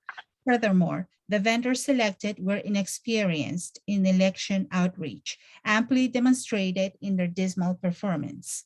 The Reseda Neighborhood Council's investigation shows that NCs such as the UNNC were left out of Don's voter engagement support. Don's offer to engage voters through SMS or text messages campaigning never came to fruition. Now that Don is asking for $1 million supplemental funding for their upcoming election cycle, UNNC is gravely concerned that further accountability is greatly needed before such an expense is considered. Before City Council acts on this request, we request that all expenses and contracts included in the Reseda Neighborhood Council CIS are fully explained by Dan and its findings shared with all neighborhood councils. We request that BONC, the neighborhood commissioners, also respond to the multiple CISs regarding Council File 20-0963, and that the City Council Arts, Parks, Health, Education, and Neighborhood Committee reopen such mentioned file and agendizes the Reseda Neighborhood Council's findings at the soonest possible time. In light of their discoveries, we agree with the Reseda Neighborhood Council when they state that, quote, neighborhood councils should be given access to additional supplemental funding in election years as an alternative, increasing the election budget of the Department of Neighborhood Empowerment, close quote. Also, NCs must be included in NC election development from early on. And that is the motion. So the motion is to adopt the CIS, and Lizzie, am I correct? And the associated letter, which I have posted, is in the screenshot. The main difference between the letter and the CIS is the length of the letter. It's too long to be a CIS. Excuse me, Laura, can we ask the caller to mute themselves? It's very distracting. Yeah, I can't even see who it is. So John or Greg, who are also co-hosts, if you could work on that. Thank you. I can't see who it is. Yeah, I can't see anything except for the shared. It's the caller with area code 408. Well, I muted everybody, so Oh, okay. it's done. Yeah, you muted me, Greg. Thanks. That's what And happens. Lizzie. You use a nuclear option. I unmuted myself. You use So, a nuclear option that gets everybody. Okay. so I So guess- this is your motion, Lizzie, to adopt the CIS and the letter as presented? yes, please. I second the motion. Thank you. Are you putting it in the chat, Laura? I am. Okay, can I start the roll or do I need to wait? Yeah, till yeah, get you it in can there? start the roll. I just do Okay. this for a record. Dolores? Dolores? Oh, Yes, everybody needs to unmute themselves again. Sorry. Let me start again. Dolores? Yes. Charlie? Is Charlie not here? No, I'm Charlie? here. Sorry. It just wasn't working to unmute. Yes. Is for me. Okay, thank you. Paul? Yes. Thank you. Laura? Yes. Sarah Long Henry? Yes. Thank you. Grace? Yes. Lolita? Yes. Thank you. Dennis? Yes. Karine? Yes. Teresa is also a yes. Michael? Yes. Chris? Yes. Greg? Yes. Sarah Lacy? Has she arrived? Lizzie? Yes, And John? Yes. Thank you. The motion passes. thank you, everyone. Thank you. Okay, bylaws revisions. And Grace is going to mostly present. But as you remember, torturously at the last governing board meeting, I read into the record for the public comments a list of 6 or 7 proposed technical revisions to our bylaws. We're on a fast time frame because they're due technically April 1st. We will not meet that total deadline, but because we need to follow our bylaws as to how to amend. So if we're good with the general items, we will won't meet a deadline, but we can vote on this as a final on April 7 and turn it in April 8th. Grace, do you want to talk about the ad hoc committee and I can share the screen, or do you want to be the screen sharer? If you can just share the Okay. motion, I think people had an opportunity. No, they did not have the opportunity. No, I don't think I they can really tell had you it. that Yeah. Greg, Laura, and I met in my backyard, and we were able to go through and change a couple of the wordings to make it consistent, because there was different definitions of what a community organization was. And so that was just the cleanup that happened under this first portion that you see in the red, the first and the second to be the same. I'm not going to read it because you all can. Then let's go to the next portion because it's really, Right. people can read it later is what I'm saying. I Correct. just want to highlight Exactly. where our changes are. So board members who are absent often, we're dinging you if you see this. It says, and right now, let me see, my view has it where it's covering. Oh, I'm so Okay. sorry. If I go Board like this, members can you may see be- it? okay. Can you I'm see- good now. Board members may be removed for absenteeism. So just in case. We've also made it so people are required to finish all of their trainings within 60 days. That's further Oh, wait, down, but Grace, can we just stick to the order of this though? Because then I'd have sure. to. Then you want to go to the scroll. next portion? Yeah, so this was, these were our proposed revisions for the part, yeah, I'm sorry. it's Okay, not so organized the here. part that was really important was who gets to request a change in the bylaws. Wait, Currently, it's only during what was it? like I currently. did it. Right now, There we it's, you have to stand up in public comment and just spit it out. Right, and so we wanted to give officers and board members and general stakeholders the opportunity to make suggestions to bylaw changes, not just in general public comment, but by sending in a letter. So if you're one of the officers, only one person needs to do it. If you're one of the board members, general, we need 3 general board members or 10 general stakeholders who reside in the UNNC boundaries. And once these amendments and changes to the additions and deletions to the bylaws may be proposed by the board or any stakeholder, the recommended change is to take out the word regular board meeting and to make it a duly noticed governing board meeting to allow the board to call one or more special meetings to propose amendments to the bylaws. Let's see, as long as there is a duly noticed governing board instead of a regular board. So we wanted you to know that was one of the differences. Let's see. Yeah, and let's explain. The problem is right now, we can only kind of vote in general tonight to say, yep, you guys are doing the right thing, and then vote a final at the regular board meeting on April 7th. We can't have a special board meeting in the middle to approve it based on our current bylaws for amendments. So taking we need questions to have now? more flexibility in the future. This will not give us flexibility now. Madam President, I'll be taking questions now, or do you want to hold them till? Well, we skipped from top to bottom, so there's a middle.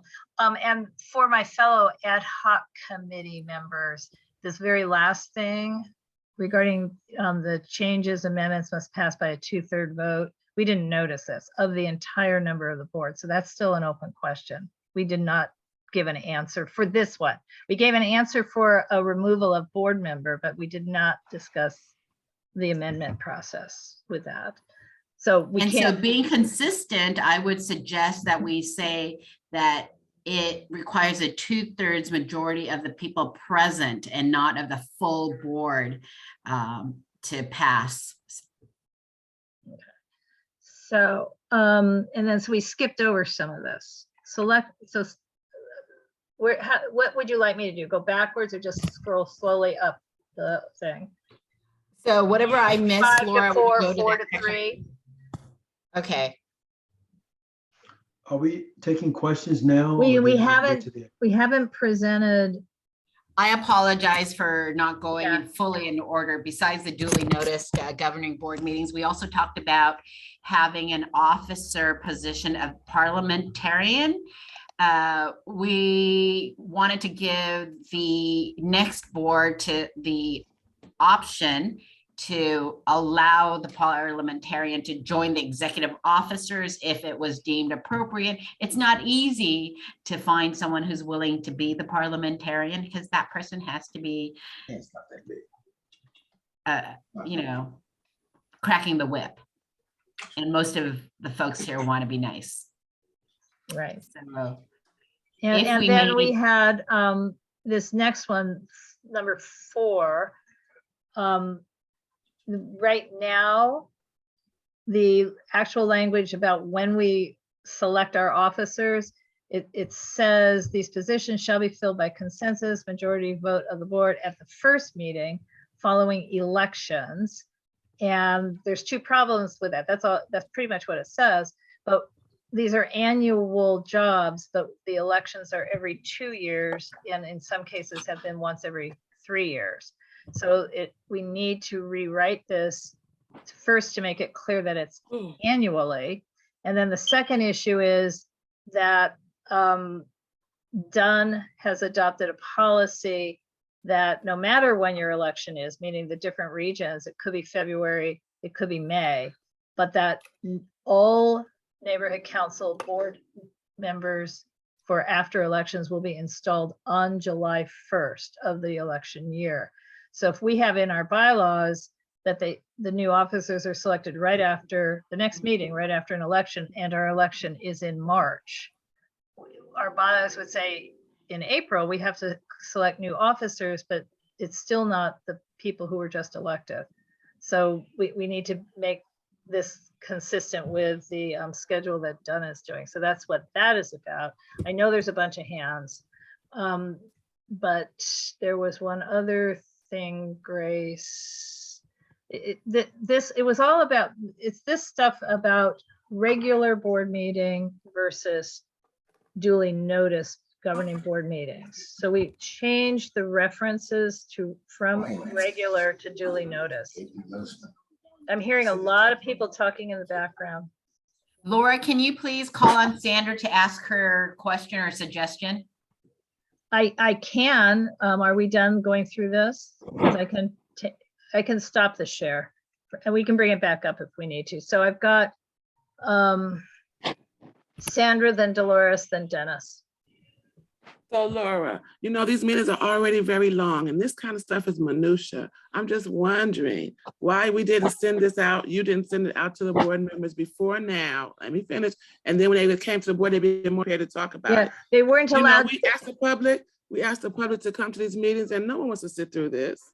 Okay, Sandra, because I hear what you're saying. We can't vote on it tonight anyway. We're just presenting it quickly, and then we have to vote on April 7, a month from now.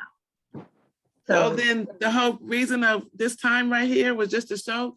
The whole reason is to comply with the bylaws on how to do amendments, yes. I mean, because otherwise we couldn't do it a month from now. We're trying to change that component of the bylaws so we don't have to do it this way and ever again. Dennis, then Dolores. You're muted, Dennis. Okay, something I should have learned long ago. What have we defined what an excused absence is? Hey, Dolores, do you have that answer? Because I don't know.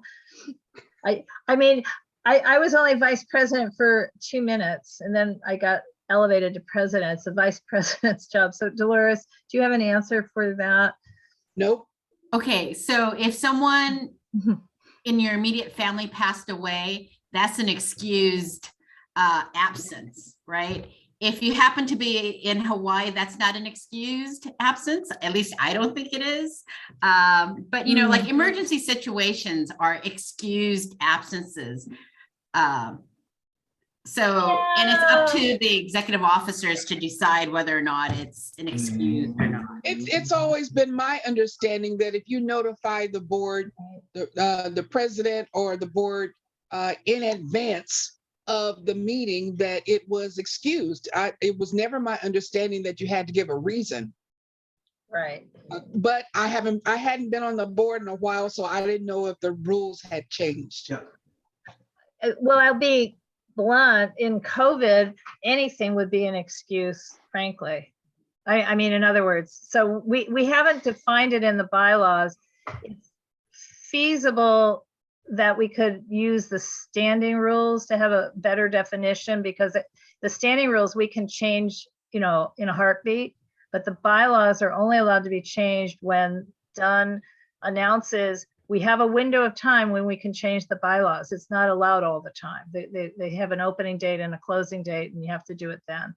So we're trying to, in bylaws, create a good framework, but not be so inflexible given that we might not be able to change them again for 3 years. So my view of When are what's we an gonna excuse get a copy is, of this? pardon? When are we gonna get a copy of this? It's in, I'll email everybody. It's also posted in the agenda packet. Okay, so somehow Dolores, you fell below the hands, but I know you were next. What? Chris is What? next. Yeah, Dolores was next, but you dropped off the hands list. Did you have another, Oh, no. was that your question? No, well, my question was regarding, there was, it goes back to I forgot what I was gonna ask. Never mind. Okay, I'll call on Chris, and then if you remember, raise your hand again, please.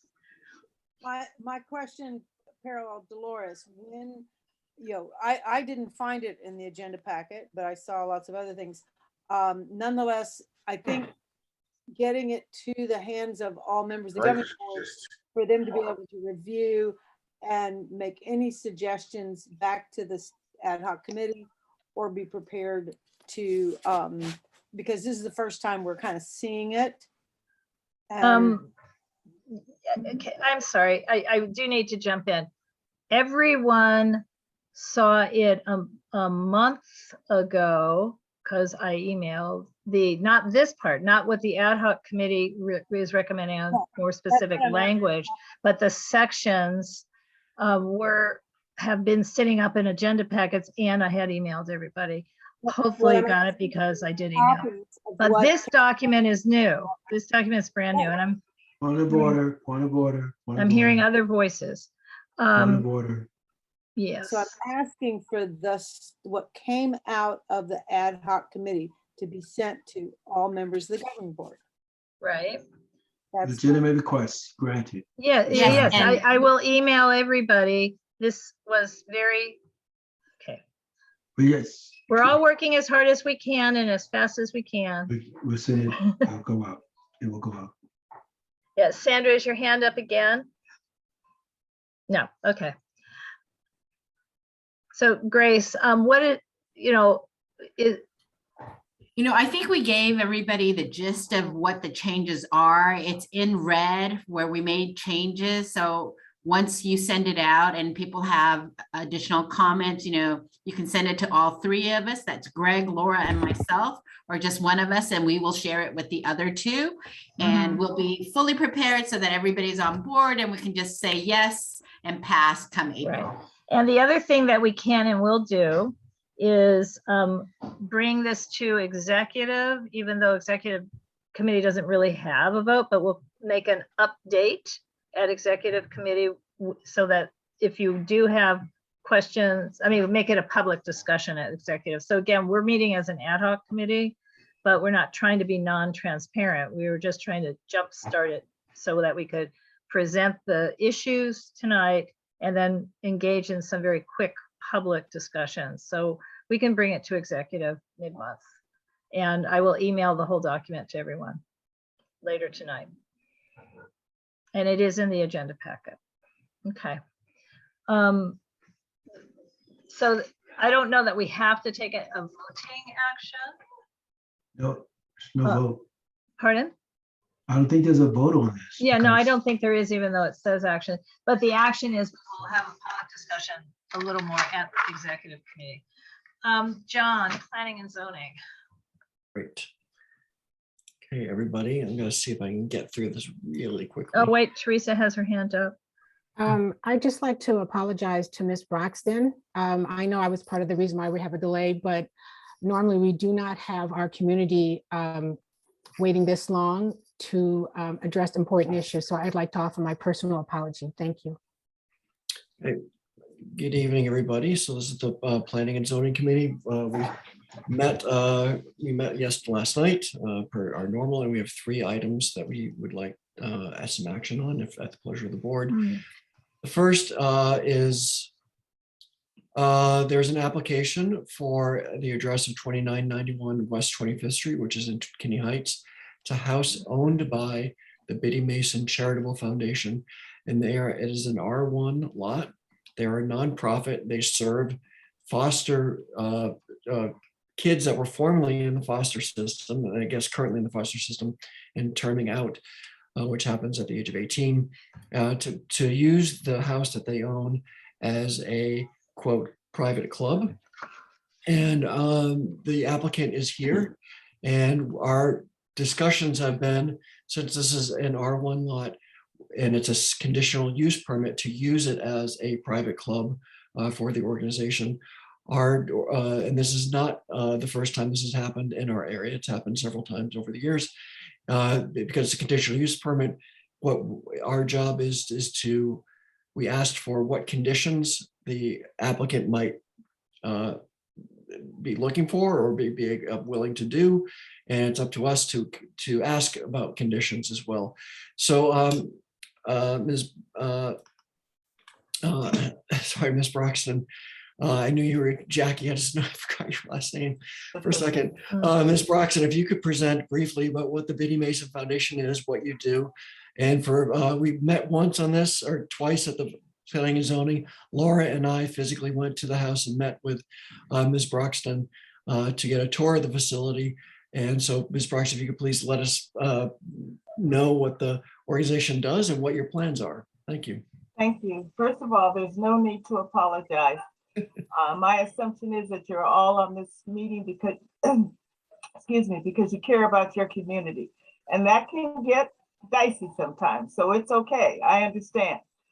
The Biddy Mason Charitable Foundation was founded in 2013 to provide service and support to youth, current and formerly in the foster care system, as well as families impacted by the foster care system. We named the foundation after Biddy Mason, who was an African-American slave who came to Los Angeles in the 1850s. I'm summarizing her life right here, which is not really fair, but for the sake of time, I will.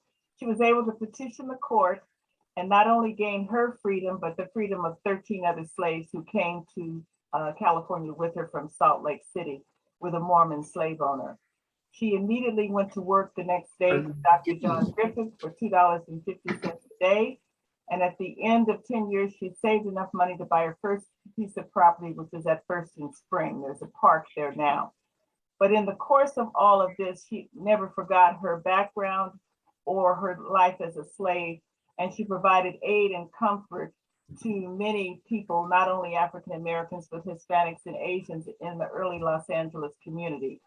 What she's most known for is she was one of the primary founders of First AME Church, which is the oldest African-American congregation in the city. And she helped found that church in her living room. What we wanted to do, because we felt there was a group of us that came out of fame and then other community members as well, but we felt that she had never been properly recognized for her philanthropy. So we named the foundation after her, but we only serve one portion of her philanthropy, and that's foster care. And Los Angeles County has the largest foster care population in the nation. There are 30,000 kids in the system right now. Annually, anywhere from 6,000 to 8,000 emancipate out each year, and they emancipate out to very uncertain futures. What we've learned by working with them over the years is they cite two things as being critical to their success. One is access to education. The other one is consistent mentoring. To date, since 2018, we've given out just under $300,000 in scholarships to college students. So that's our niche area. If I had to summarize what we really do is the scholarships. And then with the house, we now have the ability to provide that consistent mentoring. So we're calling it a club because you have to kind of be voted in to be accepted. We really have a niche in working with college students. And that's kind of why we wanted to be in the West Adams community, because it is much more like a community. Many of these kids, even though they are in college, they may have gone to as many as 5 or 6 high schools, but they're still in college and doing well. Currently, we have 4 students that we've been supporting that are in PhD programs. So that's kind of in a nutshell what we do, and I'd like to open it up for questions because I'm sure there are some. So anyone have any questions about the organization itself before we get into the CUP request? I'm sorry, John, I see that Chris has her hands up, Just call but, them, Chris. but Chris, are you not recused? Do I not need to put you in the waiting room? That my understanding that I'm recused from voting, or am I recused from even? I think you are recused. I think we should be putting you in the waiting room. I wasn't recused at planning and zoning. Why was that? Why is it different? Okay. So I don't want to have a debate. You own a property right next door. Right. But I can't participate in discussion. I understand I can't vote. I just want to be clear about that. Okay. When I was recused, I had to leave the virtual room, or when we were meeting in person, the real room, for being within 500 feet of a project that, is near my house. Vote, is that correct or not? No, I had to leave the room, period. Rather than debate this, can we get a ruling from Gibson, please? Please, thank you. Is he back? Gibson? I'm back. I just had to go use the restroom. I'm sorry. So Gibson, we have did you hear what the issue is, Gibson? No, I was on the phone. The issue is the applicant in front of us is looking for a CUP on their property. And right next door, a board member owns a property. And we're asking what the action would be, what the city attorney would recommend for the board member who owns property right next door. Because we didn't get a chance to do a conflict of interest, I will ask you to recuse yourself from this and just leave the room. Because if it's, my assessment is it's within if it's next to it's 500 feet, correct? Yes, it would definitely be 500 feet. And just to be on the safe side. Chris, her question is, does she have to recuse herself from the discussion or just from the voting? The whole just thing. Recuse, period. Okay. Then I apologize for being allowed to participate at planning and zoning. Okay. All right, but what I'm going to do is try and figure out where'd she go? To put her in. Okay, Chris, I'm trying not to be rude. I'm going to put you as best as I can in the waiting room and then bring you back in. Any questions about the Biddy Mason Foundation? Michael. Actually, it's a quote about a question about what just happened. I'm not clear. Was it a mistake by the committee to allow her to participate yesterday? Just for future reference. I understand that she can't vote tonight and has to accuse herself. Whose mistake it was, we don't know. Did someone get up and make an announcement? I own property next door. What do we do? And do we make a decision? No, we did not. Okay. All right, good enough. Okay, Dennis. Dennis. On the use of the property, is this an administrative use of this property, or is there going to be counseling there? I'm kind of confused on that. There will be counseling, and yes, it is administrative as well. There will be counseling. Will there be a resident counselor there? There won't be anyone living there. Okay, thank you. Grace. I think Ms. Broxton answered it. It's a place where they'll be coming, but no one's going to live in the building. Right. Correct. Paul.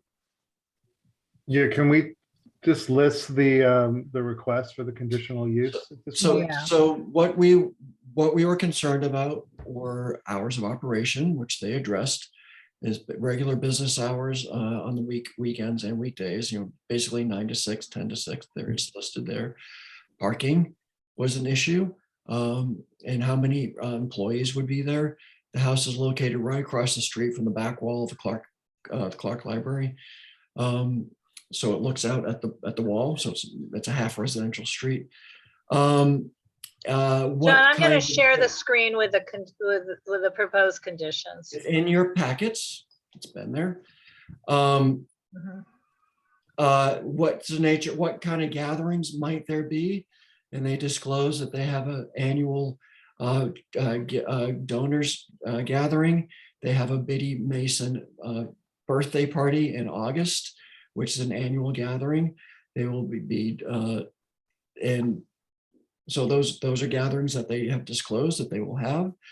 And they also, sorry, I don't have it. I'm not reading it in front of me because I don't have. Yeah, I've got it up on the screen, I think. Can you guys see that? Yeah. That this is not transferable. This is only for the Biddy Mason Foundation. It does not travel with the property. It travels with the organization. So it's a general rules of conduct. Ms. Broxton, do you want to add to that about the nature of gatherings and how you'll manage parking and things like that? We have one event that we do every year, which is Biddy Mason's birthday celebration in August. It's a luncheon. And then we have a scholarship ceremony for our scholarship recipients. The other gatherings are much smaller. We had the birthday party at the house last year, and we used valet parking, so we wouldn't cause a disturbance within the neighborhood. We plan to continue that pattern. And we disclose amplified music is off limits. And what else was in there? And yeah. Well, actually, the phrase amplified music did not make it into this draft list of conditions, but they did put number 11 about complying with the noise ordinances, but they did not say no amplified music. Paul. Yeah, so I just want to say, I heard a lot of good things about your organization. And I live in the neighborhood, and we used to have an organization that was a halfway home, a group home next to us. The experience was always great. And so like, I'm totally open to having you in the neighborhood, so welcome. And my only concern would be just that you make sure when you move in that you let some of the immediate neighbors have like a contact number. So in case anything were to get out of line, they'd have someone to call and reach out to just to address any of their concerns. So that is one of the conditions about who to contact and what the protocol is if there is an issue. Thank you. Conditions. Dolores. Welcome. Thank you very much. Thank you, John. Number one, what is the recommendation from the planning and zoning? And number two, I forgot just that quick. John, I'm pulling up the actual motion, but Thank you. you can paraphrase it if you'd like. I was scrambling to do the same thing. Yeah, it's okay. I'll pull it up, but go ahead and paraphrase and I'll post the actual. We had one minor change. I can't remember what it was, or minor request. And it was basically to recommend that the governing board approve the conditions as presented by the Biddy Mason Foundation. I remember now, at your meeting, was there any complaints from the neighbors with regards to this opposing the project? There was not. Okay, thank you. Michael. Yeah, hi, John. Thanks. I sat in on the meeting last night, and I remember the big discussion was about the special events and the planning and the disturbance in the neighborhood. But as I was listening just now, it occurred to me, I thought I heard someone say that there won't be anybody living at the house, which raises a concern about security and how you're going to, because people notice patterns, and a house is not set up as a business. And my concerns are your security and your vulnerability.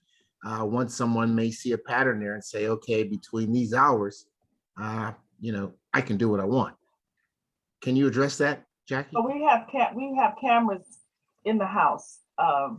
So that would not be, I don't think that's going to be a problem. We're open only during business hours. Mm-hmm. Yeah, it's the hours that you're closed that I have some concerns about in a single family residence in a neighborhood. It's those off hours. Normally someone at my house is here, but if you have no one on the premises, then that, in my mind, could create an opening. Well, we have an alarm. We have an alarm system and we have cameras. So Okay. and our closest board member is at Victoria and Washington. and the other one that's closest is downtown. And So they would Michael, be able to get there in a matter of minutes. so I think if you're concerned about coming and going after hours, the applicant made clear last night that people, the employees can obviously go into the facility anytime, but the members of the club, the foster care kids do not have access to the club in off hours. So they can't get in. There's no open access 24 hours a day. Okay, thank you. And one of the big reasons also, Michael, that we're calling it a club is because each youth will be issued a membership card. That membership card will have a magnetic strip, so we can track how many times they're coming in and what they're. I remember you mentioned that. Yeah, you mentioned that because last night. I remember. Yeah, that's important for funding purposes. Mm-hmm. Okay, thank you. Laura, do you have the There's well, one more hand up. I can reshare the screen. I did post the motion, but there's people with their hands up. That's Greg Jackson, and then I'm thinking it's Demetrius because Chris is literally sitting in the waiting room. So it'd be Greg, then Demetrius. doesn't Demetrius have the same recusal problem? Well, he's not a member of the Oh, board, so remember, right, you're here. Yeah, sorry. Yes. This is more of a question to planning and zoning rather than to Ms. Broxton. If it's designated as a club, did that alter the property set up or what the city will allow or parking or anything like that?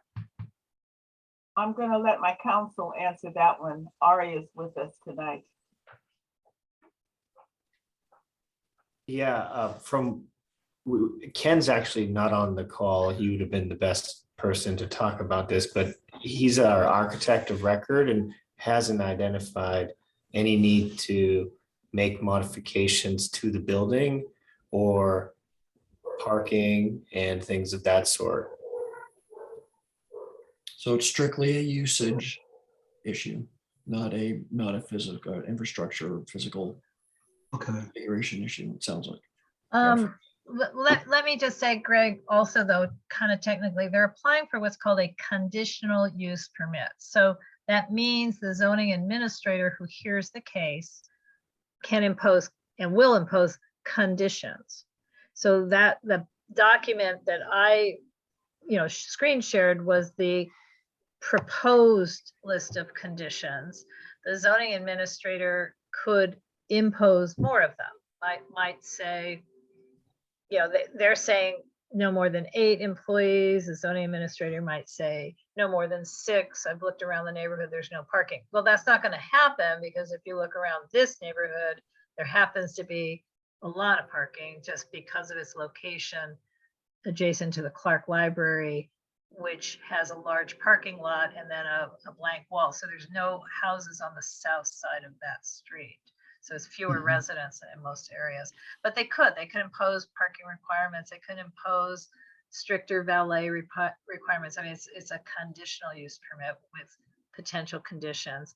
One of the conditions would normally be something to the effect that if there's complaints, the zoning administrator reserves the right to add more conditions if there's And problems. is that all related to it being designated as a club by something else? No, it's all foundation? related to having a function that is not a family living in a single family house in a zone for single family homes.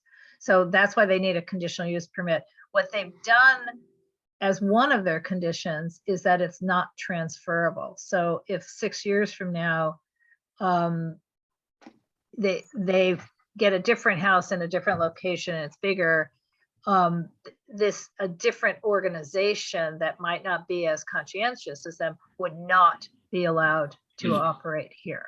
The conditional use permit would disappear because they're making it non-transferable. Usually a conditional use permit stays with the land and not the person. So this is different. Okay, thank you. We still have a hand up. Demetrius? I have actually 2 questions. My first question It is one thing to call it a club, a private club. What makes you want a permit as a private club? We want to give the youth a sense of being special. When you grow up in the foster care system, you often do not feel special about anything. And that's the reason. The second question I have is, will you be operating the club as a 5017C? We are a 501c3 right now and have been for the past 5 or 6 years. Social clubs in California require a 5017C permit license. Aria, you want to answer that? I mean, our nonprofit council is in Chicago and deals with estates that are 501c3s, and the characterization that we have is really a 501c3, because the Biddy Mason Charitable Foundation does more than, this is not exclusively a social club. And therefore doesn't require that kind of IRS designation for the purposes of this CUP. That's really a question of how Biddy Mason files their taxes or why they file their taxes, but that it's not exactly related here. And Biddy Mason does more than just, a purely social club. For example, like a social club that comes to mind is like the Lions Club. Yeah, or maybe analogous would be the Wiltondale Club here in the neighborhood. And that's it's different. Well, the problem that I see is that there are strict limitations on how the club is supported under a 5017C versus a 5013C. And social clubs have a different set of guidelines and rules. As a 5013C, I think you would not be prevented from renting the premises out.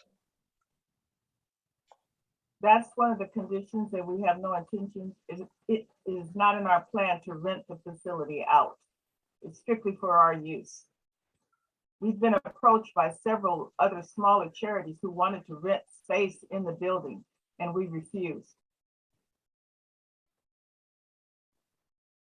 If the word club is what is making you have a different thought as to this entity, if you think of it, and I'm saying this because I used to be an attorney for children and very familiar with what foster children and foster youth and kids who've aged out and have no place to go. If you think of it as like an educational or after school program, or a place where you can get services like, hey, how do I go get a job? How do I work on my resume so that I'm more marketable and will be able to get a job? Can you help me with my interview skills? How do I dress better? Can we have these discussions? I'm not feeling so good today. Can you cheer me up? Teach me how to bake? If you think of it as that is what this club will do, then maybe you won't see it as a social club and see it a little differently. Can we call for a question? Any other question? Any other questions, Lolita? Well, Lolita has raised her hand, and she's been so calm all night without raising her hand. Well, I just want to comment on what Grace has mentioned, and I agree with her. If you look at it in the terms that she laid out versus a social club, then you will see, where she's coming from with the motion. Yeah. Laura, that's how I see it. I call for the question. Thank you, Lolita. We haven't made a motion yet. Laura, can you share, please? For some reason, the chat didn't save to my desktop. Oh, okay. So, yes, but the motion would, in fact, where to go? Did I post it? because I have No. lost it. Does anybody see what I posted, or is it also disappeared? It's not on. I Oh, see here it is. it. Here it is. Yes. Motion. So the motion from the Planning and Zoning Committee regarding the Biddy Mason Foundation CUP conditional use permit, move to support this project and the conditions of the conditional use permit adjusted per the discussion about special event permits to be better defined. Right. And so the explanation on that, I don't know, Ori, if you had anybody had a chance, but what we were discussing, that's not the language of the motion, was how to define a special event. Is it a number of people? What triggers a special event permit? The number of people? If you have to close a street? I mean, in other words, if you're planning to have that level of it, then it would need a permit. But that was the only real condition question that we had. So the motion is as presented. John, do you want to make that motion? I will make that motion. Could you repeat that motion one more time? Sorry about that. Planning and Zoning Committee recommends to the board regarding the Biddy Mason Foundation CUP to support this project, the CUP, and the conditions of the conditional use permit adjusted per the discussion about, quote, special event permits to be better defined. Right. And hopefully with better spelling than it was last night or tonight. Second the motion. So it's seconded. Dolores, you still want to call the vote? Call for the question. Great. Let's call for the vote. Okay. Yes, please. Dolores, Yes. Charlie? Sorry, I don't know why my space bar is not working. An enthusiastic yes, thank you. Okay. Paul, Yes. Laura, Yes. Sarah Long Henry, Yes. Grace, Yes. Lolita, Yes. thank you, Dennis, Yes. Karine, Yes.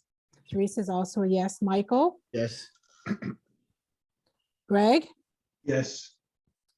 Sarah Lacy. Okay, she's still here. Lizzie Yes.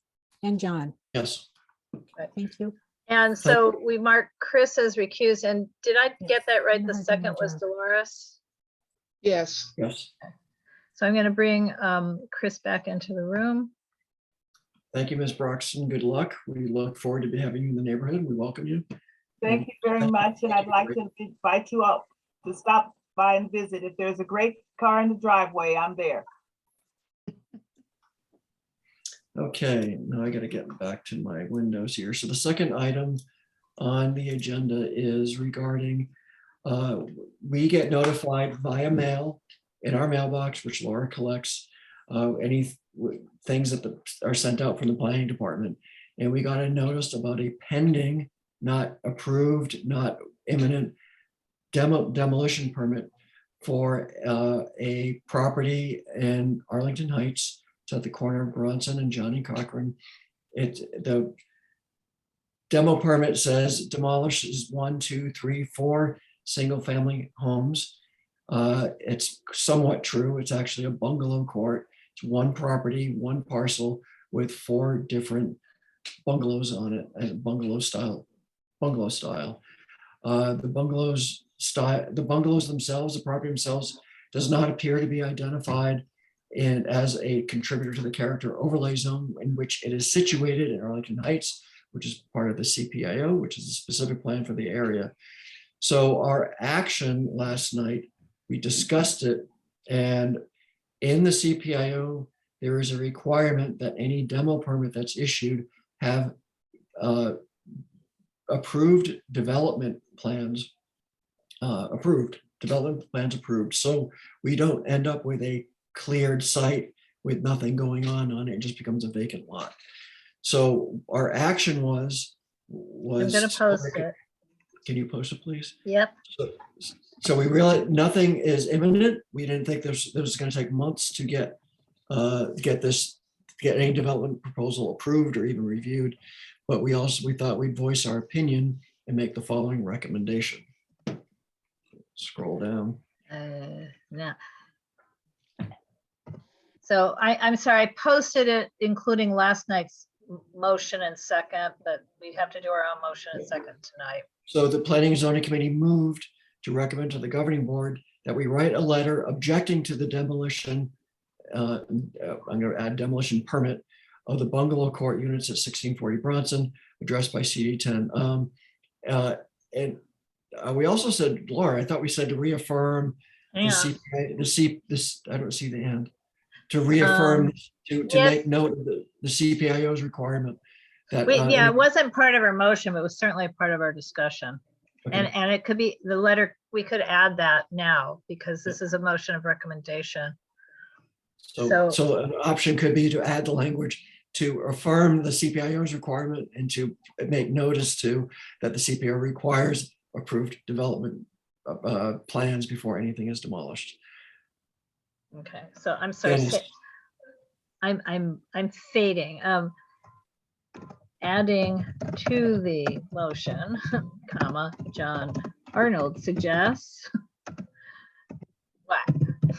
Reaffirming the CPI or drawing notice, a note to the CPI requirement that development plans, approved development plans are already in place before any demolition occurs, and any demolition permit gets approved.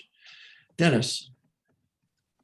Yes, down at the end of my street in Venice, the abandoned church was quickly demolished, and they had approved plans in place because I know I said in the last hearing, and that's half a year ago or so, and there's no indication that it's going to start. How is there something more that we can say that the construction must commence within a certain period of time? Yeah. Probably not, because if they're demolished, they're demolished. I don't know what the repercussions would be. Getting a building permit is a big thing, so it's no small feat to get it and then let it languish unless you've lost funding or something. So as the situation. Okay. John, I just threw in some language up there. Would that be how you would amend the prior? So this is all about what would be in a letter. Yes. Okay. And Dennis, at some point, you know, sometimes things happen where you get your project's fully approved, you get that approval, and yours is an HPOZ situation, and you are allowed to get the demolition permit. In a CPIO, weirdly enough, the only place that they're strict or more strict is the language in the overlay zones for CPIO is the building permits issued. It's not just the project approval, but that's new language, and your HPOZ was adopted, what, 20 years ago?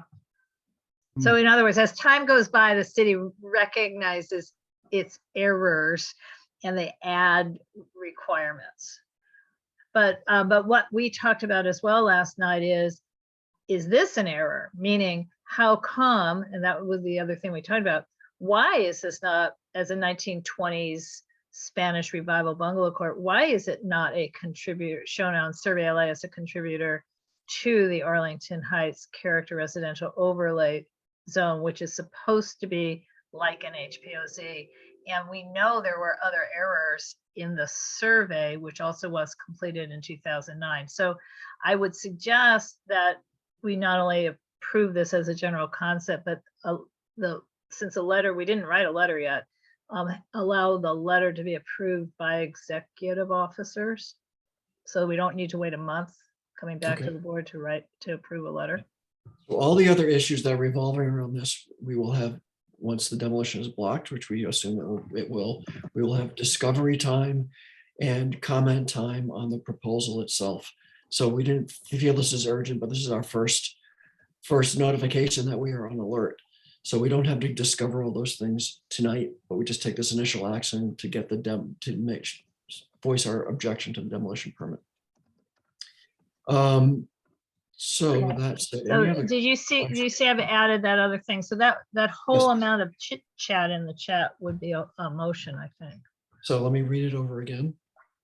Planning and Zoning Committee moves to recommend that the governing board write a letter objecting to the demolition permit of the bungalow courts at 1640 Bronson, and that we write a letter from the executive officers that also draws attention to the requirement in the CPIO that no demolition permit be issued until the new project is completely approved by building and safety. That is. And the planning department. Planning department. Oh, I'm sorry, yes, planning. I saw. Yes. So that is the motion. Do I have a second? I'll second. Thank you, Michael. Any other questions? Okay, I say we call the vote. Teresa? Okay, thank you, John. Dolores, Yes. okay. Are we looking for a yes? Charlie, Yes. Paul, Yes. Laura, Yes. Sarah Long Henry, Yes. Grace, Yes. Lolita, Yes. Dennis, Yes.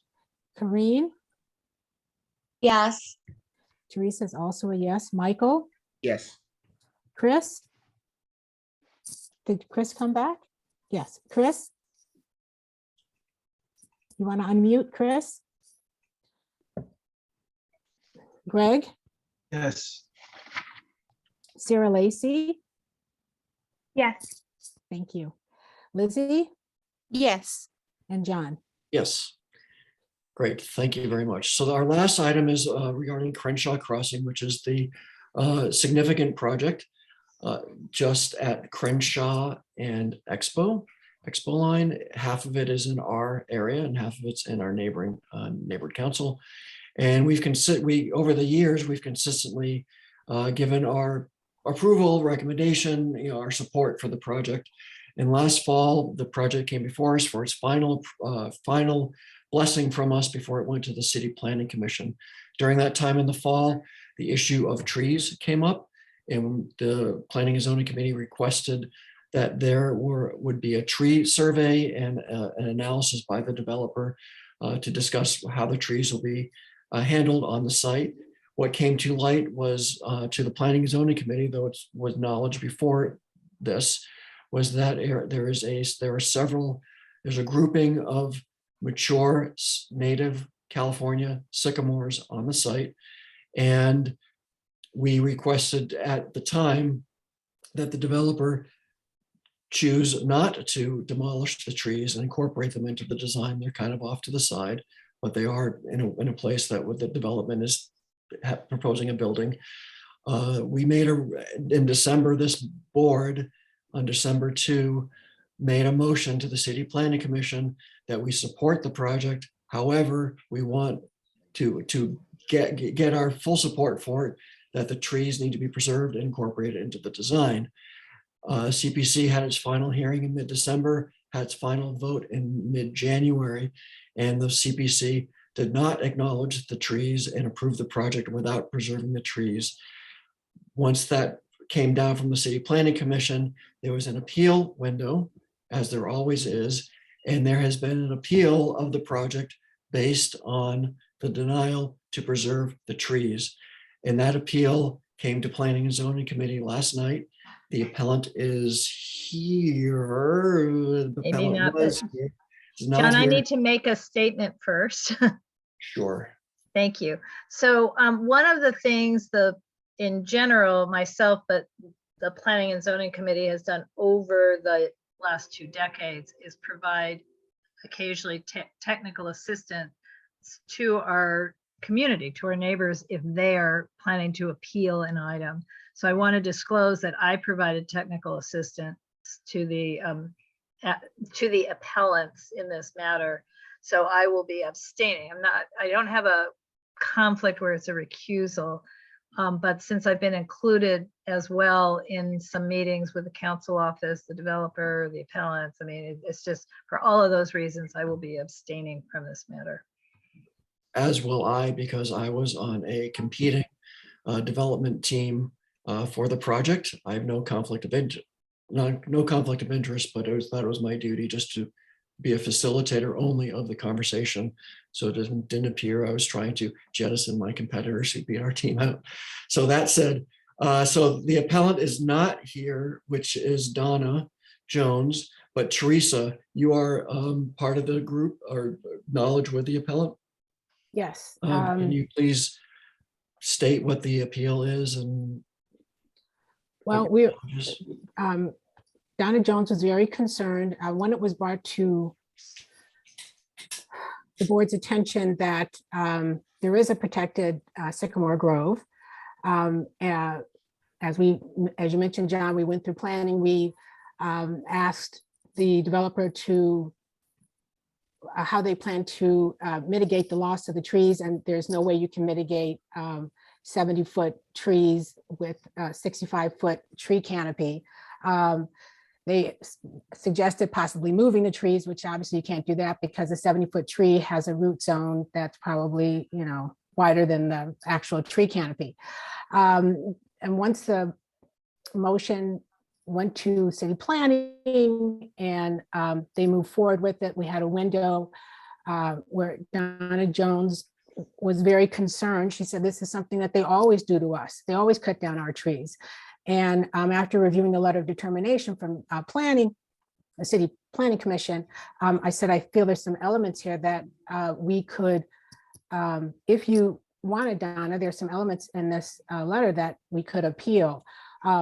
Some of them being that the developer did not acknowledge that when they did their community outreach, that there were protected grove there, but mainly that Metro, and this is a joint project with Metro, that Metro did not acknowledge in their RFP that they had some constraints, which is the protected species, the sycamore grove. Metro did know about it because during the expo line, they not only put in irrigation to protect the trees and provide water, they planted additional sycamores. The grove that we're talking about is a native grove, which means that it grew on its own. It was not a part of a planned thing. It's been there for at least 70 years. They planted additional sycamores in that same area, and they put up protective fencing, and this was all in 2012. So it really is the fault, I believe, of Metro that they did not put some constraints on the developers. Also, after obtaining some further information, there was one firm that acknowledged the sycamores as protected, as heritage, as historic, and their response to the RFP. So certainly Metro knew that at that point that and this is 2018, that those trees were protected. Anyway, Donna Jones submitted the appeal, it was accepted, and we also worked with the Community Forest Advisory Committee, which is CFAC, and you guys probably heard me talk about them before, and the Urban Forestry Division. So right now, what we're asking is for the board, we talked to planning and zoning yesterday, we just like a letter of support, very similar to what the board has already issued. We understand housing is important. We want the board to continue to move forward with approving, the development for affordable housing, with the caveat that design alterations are made to try to preserve the sycamore grove. So right now, we're just asking for support for the appeal. Laura, could you share the motion, please, by planning and zoning? Basically, we're reaffirming what we already approved, which was back in December. It was a reaffirmation, and that reaffirmation will explicitly or implicitly support the appeal, because that's what we asked for, and that is what the appeal is based on. So it's being generated from our neighborhood and being appealed by someone in our area. So we're just reaffirming, and that's all we're asking the board to do. And then also to create a CIS. As you know, if we only write a letter to the council office or a letter to the planning department, until we make it a CIS, it doesn't necessarily get in front of all the eyes that might need to see it. So we're recommending, thank you, recommending affirmation, implicit support of the appeal, and rewrite it into a CIS. That is Okay, wait a minute. Is that what we've got? This is Laura for a second. I just posted in the chat from last night. Is that what's just been moved and seconded? That is what I just By memory, I Okay. did, and that's what it was. We recommend that the board reaffirm the prior motion, support the appeal on that basis, and prepare a community impact statement that reflects this position. My memory is not shot. Thank you. That's moved by the Planning and Zoning Committee, by myself. Grace, was that a second? Yes. Thank you. Any discussion? Yeah, I have a question. Sure. Hold on, I'll put my hand up. Michael? Yeah, I just have a question. Am I audible? Yes. Okay. I just pulled the site up on Google and I was listening to Teresa. I don't recall ever seeing any 70-foot trees on that site. Where are they located? They're off, they're in UNNC zone, so they're on the right side, on the east side, where Expo Place comes up and it curves into and kind of dies right before it gets to the site. They're right there at the end of that street, pretty kind of tucked off to the right side.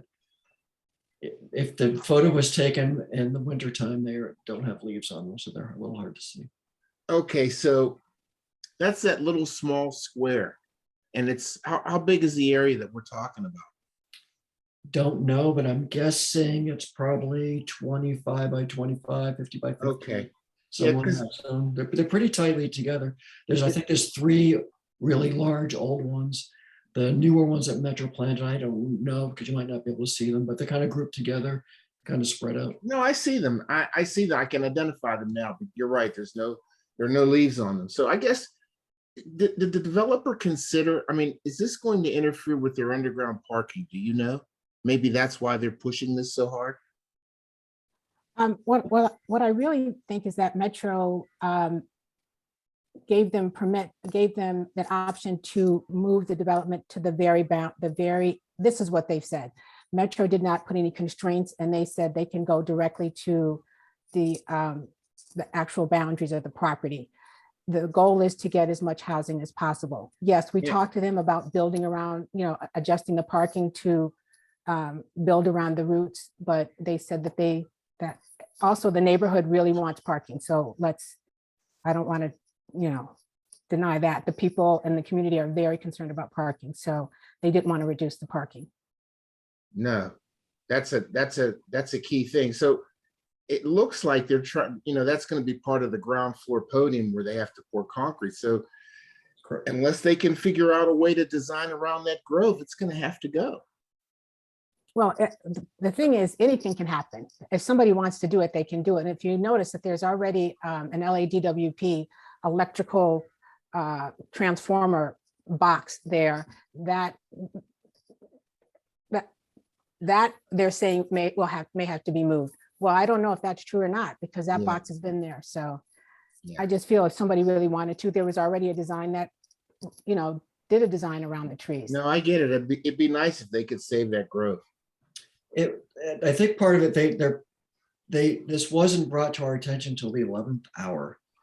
And I think that's part of the issue that it was known and it wasn't considered and wasn't brought to our attention, and the community found out about it on their own. Too late. Yeah. And they did know about it. They had to produce a document. It's called a tree report, which identifies all of the trees on both site A and site B.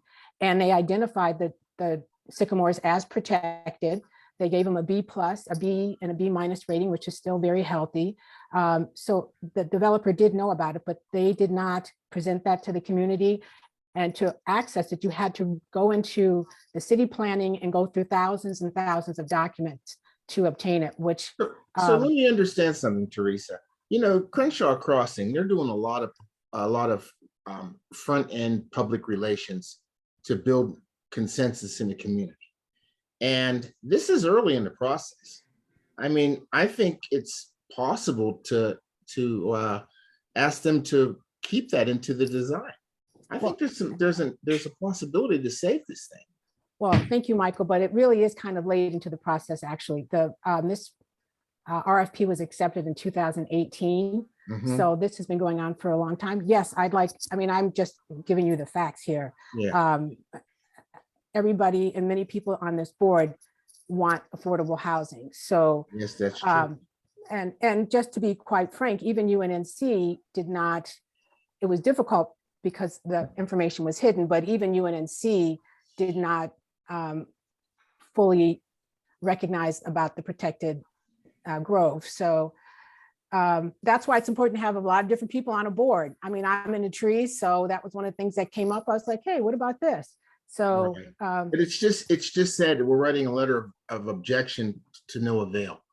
You know, no, we've I got don't no think fist so. in our glove. We're making a point, we're taking a stand, and this also helps future developers. I mean, I'm supposed to be working on this tree policy to help the UNNC with future developers, but we're making a point. I mean, that's all we can do, is to, you know, kind of walk in our truth. And that right now is that those trees are an important part of our community. They provide shade. There are all types of birds that are flying around there. I did a site visit with CFAC and UFD. UFD has required them to make some other adjustments until this situation is resolved. So they've had to move the fence line away. They've had to make some other adjustments. So there's all kind of biodiversity happening there too. So John, are you telling me we have no leverage? We can't affect any future approvals? I am not saying that at all. An appeal is a real thing. It's a real part of an environmental approval. And if the developer, I'm saying this generally, not about this part, developers have to take appeals seriously, as does the city. And anything can happen. Okay. And I so like that. I would say, Okay. I think, who knows? All we can do Let's do is. that. Let's do that. Let's see what Right. we can do to Okay, save that. so anyway, Chris, you have a question or a comment? A comment. I agree. The appeal process is built into this whole permitting approval of developments. Appeals been filed. UNNC has an interest in the appeal because even though we found out late about the trees and their impacts, I think we support, you know, with our original comments, but we support the tree concept, you know, the validity of trying to save these trees, and we let the appeal process work out. And it may lead to, even if the trees aren't saved, it may lead to a much greater contribution of trees by the developer in adjacent areas, and it certainly may help with future development mitigations going forward. Oh, that's correct. I can guarantee you that the developer is not sitting on their hands, just waiting for this to run out. They're likely very unhappy about this appeal. And Can I remind everyone that it's 9:45 and we haven't even gotten the funding request yet? so any other questions or comments? I agree with you, Dolores. Let's call the vote then, please. Dolores, Yes. Charlie, Yes. Paul, Yes. Laura is abstaining. Sarah Long Henry, Yes. thank you. Grace, Yes. Lolita, Yes. Dennis, Yes. Karine, Yes. Teresa, thank you, Karine. Teresa's also yes. Michael, Yes. Chris, Yes. Greg, Yes. Sarah Lacy, Yes. Lizzie, Yes. and John abstains. Thank you very much. Great, that's it from planning and zoning. Thank you very much. Okay. Dolores. Well, we had nothing, John, updates or anything, right? We should just moving on. We do not. Dolores to executive committee. And Okay. Item 13A, update on Reese Sharp Amazing Grace event. I don't know who's presenting this. Oh, I will. It's just very quick. If you all recall, when we approved this event to participate in, be a co-sponsor of, and funding, we had also encouraged, I mean, we met with the Amazing Grace and Sharp several times, encouraged them to attempt to hold the event later so that we could be more assured that we're out of the COVID, you know, on our end, out of the situation where we might not even be allowed to be at the event, and that COVID ended up, you know, would be winding down. They were operating at that point under the assumption that their funder, because they have a large grant from the California Arts Council, was not going to extend their time any further. They're already 1 year past the end of the grant. But they did just get word that it's been extended one last time, and they are able to hold the event between mid-June and but before July 31st. So as a result, it won't be on April 9th. The city clerk basically said we need to resubmit. The biggest question will be, not for us tonight, but we'll just have to figure out how we do how we fund our participation in an event that's on the cusp of 2 fiscal years, where our money gets frozen for a little bit of that time. So we'll have to figure that out and bring it back for an updated approval. But I think this is technical, so that's what's happening there. They're meeting tonight, or probably their meeting's over already, to try and determine the actual date. And I am done. Any other comments or questions? Okay, moving on to item B, funding request, public safety emergency preparedness, requesting up to $500 for printing and other related expenses. Who's presenting this? Grace or Dennis. I will find the, do we need to share the screen with the actual funding request? Probably yes. Okay, I'll just start talking into that. Inspired by the Amazing Grace Sharp project, we talked about getting some emergency information out to the public, and this was a great opportunity.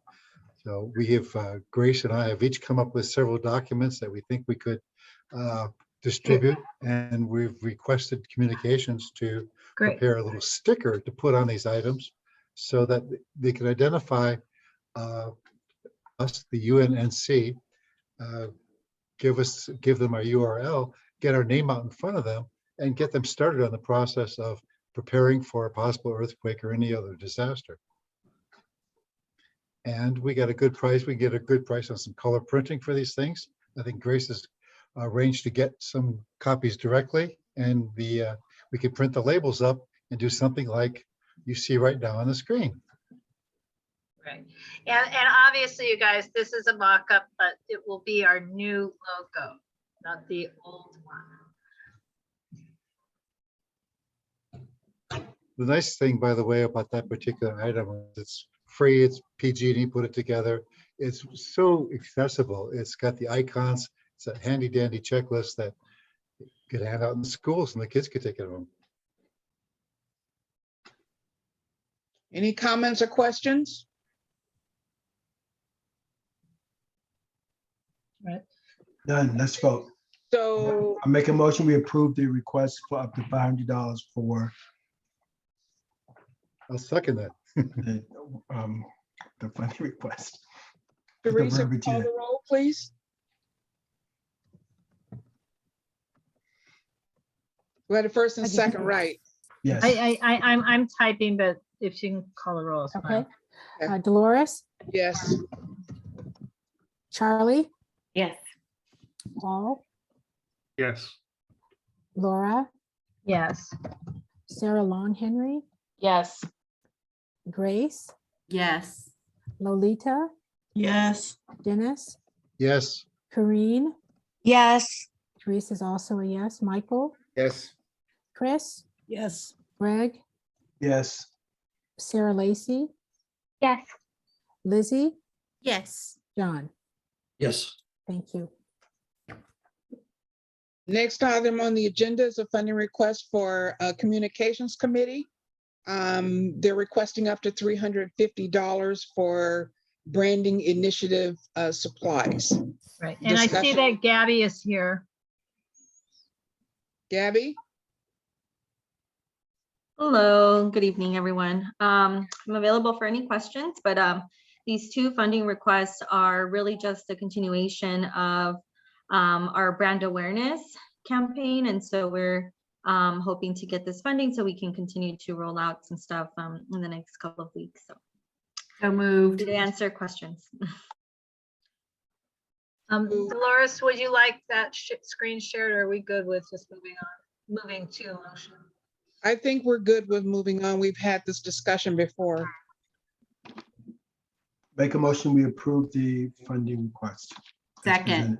Okay, guys, there are two. So this is 13C, the sidewalk chalk and stencil project, and then Make we'll a move on to motion the that next. we There are approve. There are two separate Right. funding requests, so we have to do two separate things, don't we? Yes, that's exactly My right. motion, my Okay, we motion have a is, motion and Grace, you have second item C. Call for the question. Teresa? Okay. Dolores, Yes. Charlie, Yes. Paul, Yes.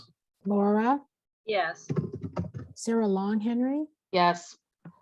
Grace, Yes. Lolita. Yes. Thank you. Dennis, Yes. Kareen, Yeah. Teresa, that was a yes, right, Kareen? Yes. Thank you. Teresa's Yes, also a yes. yes. Mhm. Okay. Michael, Yes. Chris Carlson, Yes. Greg, yes. Sarah Lacy, Yes. Lizzie, Yes. and John. Yes. Thank you. Okay, item 13D, the second part of the funding request for Communications Committee, requesting up to $475 for lawn signs and other So materials. moved. Who said that? Grace. Oh, Okay, wait. Do you guys want to actually see this one? No, Or no? why do we need to? We I discussed it know, I'm before. just asking, just told you, no. Yeah, Okay, no cutting off. you know. second. Do we have a second? A second. Greg, second. Okay, call for the question. Teresa, please call the roll. Dolores, Yes. Charlie, Yes. Paul, Yes. Laura, Yes. Sarah Long Henry, Yes. Grace, Yes. Lolita, Yes. Dennis, Yes. Oh, Kareen. wait, back up. Lolita, ineligible. Oh, goodness. I forgot about that. Let me go back. Sorry. Well, I'll make a note. I forgot. Strike that. On the funding, she is ineligible. Okay. Sorry. I On the will. other one too. Yes, I know. I'll go back. I'll change all of them. Thank All you, right. Dolores. Okay. Kareen, Yes. Teresa's also a yes. Michael, Yes. Chris, Abstain. Greg, Yes, Sarah Lacy, Yes. Lizzie, Yes. and John. Yes. Thank you. Okay, that is all for executive committee. Turn the gavel back over to president for the rest of the agenda. Thank you so much. So we have committee reports and updates. In general, committee chairs are requested to report on tasks or projects completed, projects they are working on, any events they have participated in, and updates regarding current issues of concern, if any. Greg and other officers have asked for the committee chairs to, and this is going forward, to please consider doing these reports, if not monthly, regularly, so that the rest of everybody is kept up to date. First item under that would be Recreation and Parks Committee.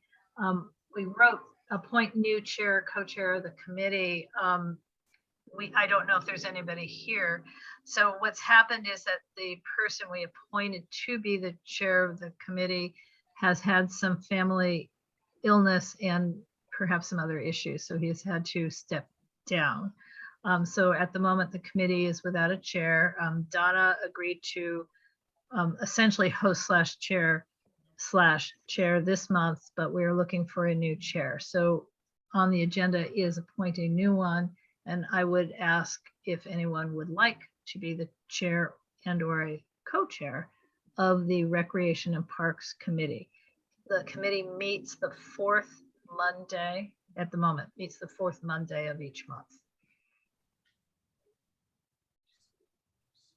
And seeing none, the committee will still meet the fourth Monday of this month, and I will ask, I'll try and send a reminder early. We'll ask board members to try and reach out so we can get more attendance at that meeting. So perhaps we can find people interested in also taking on a leadership role.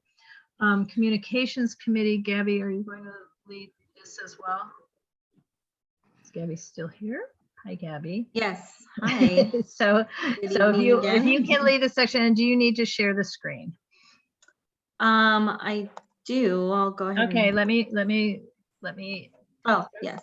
start yakking and I'll get that. I can't find you here, so I'm just start talking, and when I find you, I will make you a co-host. Yeah, so we have 3 designs for your approval today. Most importantly, we'd like to get the designs approved, and then we will move into getting 1 design per board member. So you have your choice as soon as I can. Oh, I think I can share now. So you do have your choice of design. We can go with the traditional, which is right in front of you right now. Hoping you can see my screen. Yep. And then we have what Greg said was a QR thingy, which is actually pretty cool. You stick it to your phone, and I've actually encountered a couple of people that have these. It's very cool. You just tap your phone and you can share your contact information, your UNNC contact information with others. And it's compatible with iPhone and Androids as well. And then we have the dot card, which would have our design on it. And that's also a card that if you tap against a phone, you will also be able to share your information.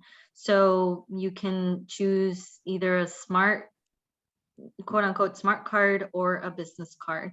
And so we're coming to you for approval of the designs that you see here. So that would be this, these, I guess, side A, side B formatting. And then for the other ones would be the UNNC logo, how it's designed here. So, and that's it. I have a question. So this is 2 separate things that we're going to be using? No, you get to pick which one you want. Oh, I see. Yeah, our budget allows for ordering any one of these for the board members. You only get 1, but yeah, that's, wait, I see 2 hands, Greg and then Michael. So Gabby, thank you. Techie people, love techie people. So on the second card, could you go to the second one? All right, the second card has just the UNNC thing, and then what does it have on the other side? Your information, written information? No, so this, you actually stick this on your phone. It's like a design. Stick that dot on your card. You can stick it on your card or your phone, wherever you want to carry it. And it has your information programmed. And we can assign it to a board member. When that board member leaves, they can give it back to us, and then we can reprogram it with another board member's information. Oh. And so you can stick it anywhere really, but most people use it on their phones because it's always with them. And this one in particular I have used myself, and it's extremely handy for when I'm in a hurry and I need to talk to people, but I don't have time to stick around. I'll share my information on there. So that is too sweet. Okay. All right. Thank you. Sure. Michael? Yeah. Can you hear me? Yes, I can. Yeah, I'm intrigued, but I'm sitting here trying to figure out when I would use this thing. You won't, Michael. Well, no, let me he ask won't. you this. When would you use a business card? I wouldn't. I don't do Okay. business cards anymore. He won't. That's what I'm saying. He just won't. exchange it. We just exchange information via text. Totally and then- fine. Yeah, that's so- fine. Yeah, Not for you. not for you. That's right. So do I have to have one? You don't have to have one. This is really an initiative for is a popular request from our board members, but not everyone uses them, and that's totally fine. Oh, okay. Chris and then Teresa. What's the relative cost between the smart card, which is reusable and seems very green in that respect, versus the printed cards? Remember. So the dot card, I think, is $25, if I recall correctly. And then the business card, it varies, but I mean, it is a little bit cheaper, but it's not programmable, and so it not, I guess it really does vary on the finish and all that. Okay, it thank ranges you. really. Yeah. Sorry, I don't have a more concrete answer for That's that. good. Thanks. Teresa? Thank you, Gabby. But even though you don't have a concrete answer on the pricing, it still won't exceed the amount that we've allocated, correct? No, Okay. definitely not. Okay, my question was about the dot and the card. Do those have RFID chips in them? Is that how they operate, or? Yes, I believe that is how they operate. Okay, great, thank you. Okay, but now you guys have to tell us what that is. No, they don't. No, they don't. No, they don't. Keep moving. Move I on. won't even try. I Move just on. know that it does because I Move read on. about it. Move on. Move on. We don't need to know. Okay. So what's the action for this? The action, yes, the action that we are requesting is approval of the design of all three of these items from the governing board. The three items: business card, that's one. Second one is the dot. And the third one is the dot card. Oh. Yeah, I make a motion to approve all three for people to decide. I second. All right, let's vote. Okay. Okay. And we are down to 14. Yep, and I'm getting sleepy quick. Okay. Me too. Dolores? Is Dolores still here? Yes, she's here. All right. Yes, yes. Okay, thank you, Dolores. Has Charlie left? Yes, Charlie left? she may be coming Okay. back, but she left for the moment. Okay, Okay. Paul, Yes. Laura, Yes. Sarah Long Henry, Yes. Grace, Yes. Lolita's gone. Dennis, Yes. also Lolita can't vote, so let me just make a note of that. Corinne, Yes. Teresa's also a yes. Michael, Abstain. Chris, Yes. Greg, Yes. Sarah Lacey, Yes. Lizzie, Yes. and John. Yes. Thank you. And I'm All right. sorry, I missed the mover and the seconder. Greg moved and Chris Carlson seconded. Thank you.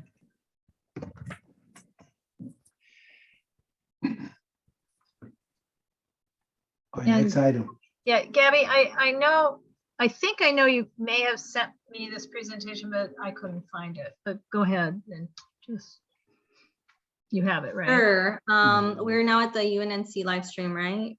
Right. Mhm. And if you Yes. wouldn't mind after this meeting, if you'll just send it again so I can upload it after the fact to the agenda packet. Yeah, let me go ahead and Sorry about that. share my screen. No worries.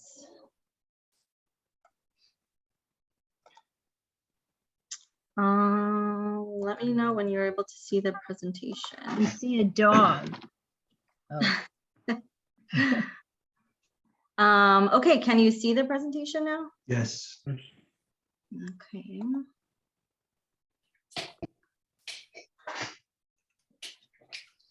Sorry, I'm having some weird PowerPoint issues.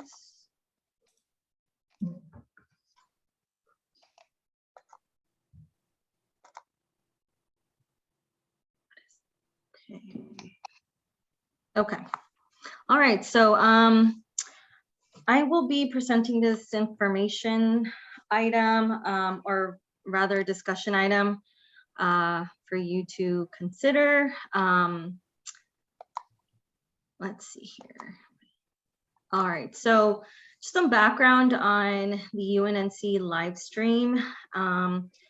What this means is that we will be setting up UNNC meetings to live stream on our website and on YouTube.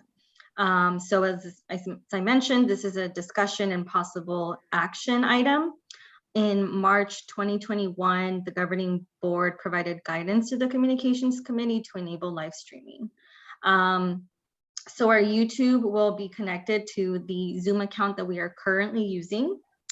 And that YouTube link or YouTube channel will also be embedded to our website. This is a one-time setup, so there's no continued IT support. Just wanted to note that. However, we do have a volunteer in our communications committee. His name's Michael Dawes, who has graciously volunteered to help us set it up and monitor the technical aspects of live streaming. And I will also be available. I'm also very familiar and can monitor the technical stuff too. But we will certainly make a guide to share with executive committee members who may need to run meetings. So how it works is that we are going to live stream to both YouTube and the website. There's a, like I said, one-time setup.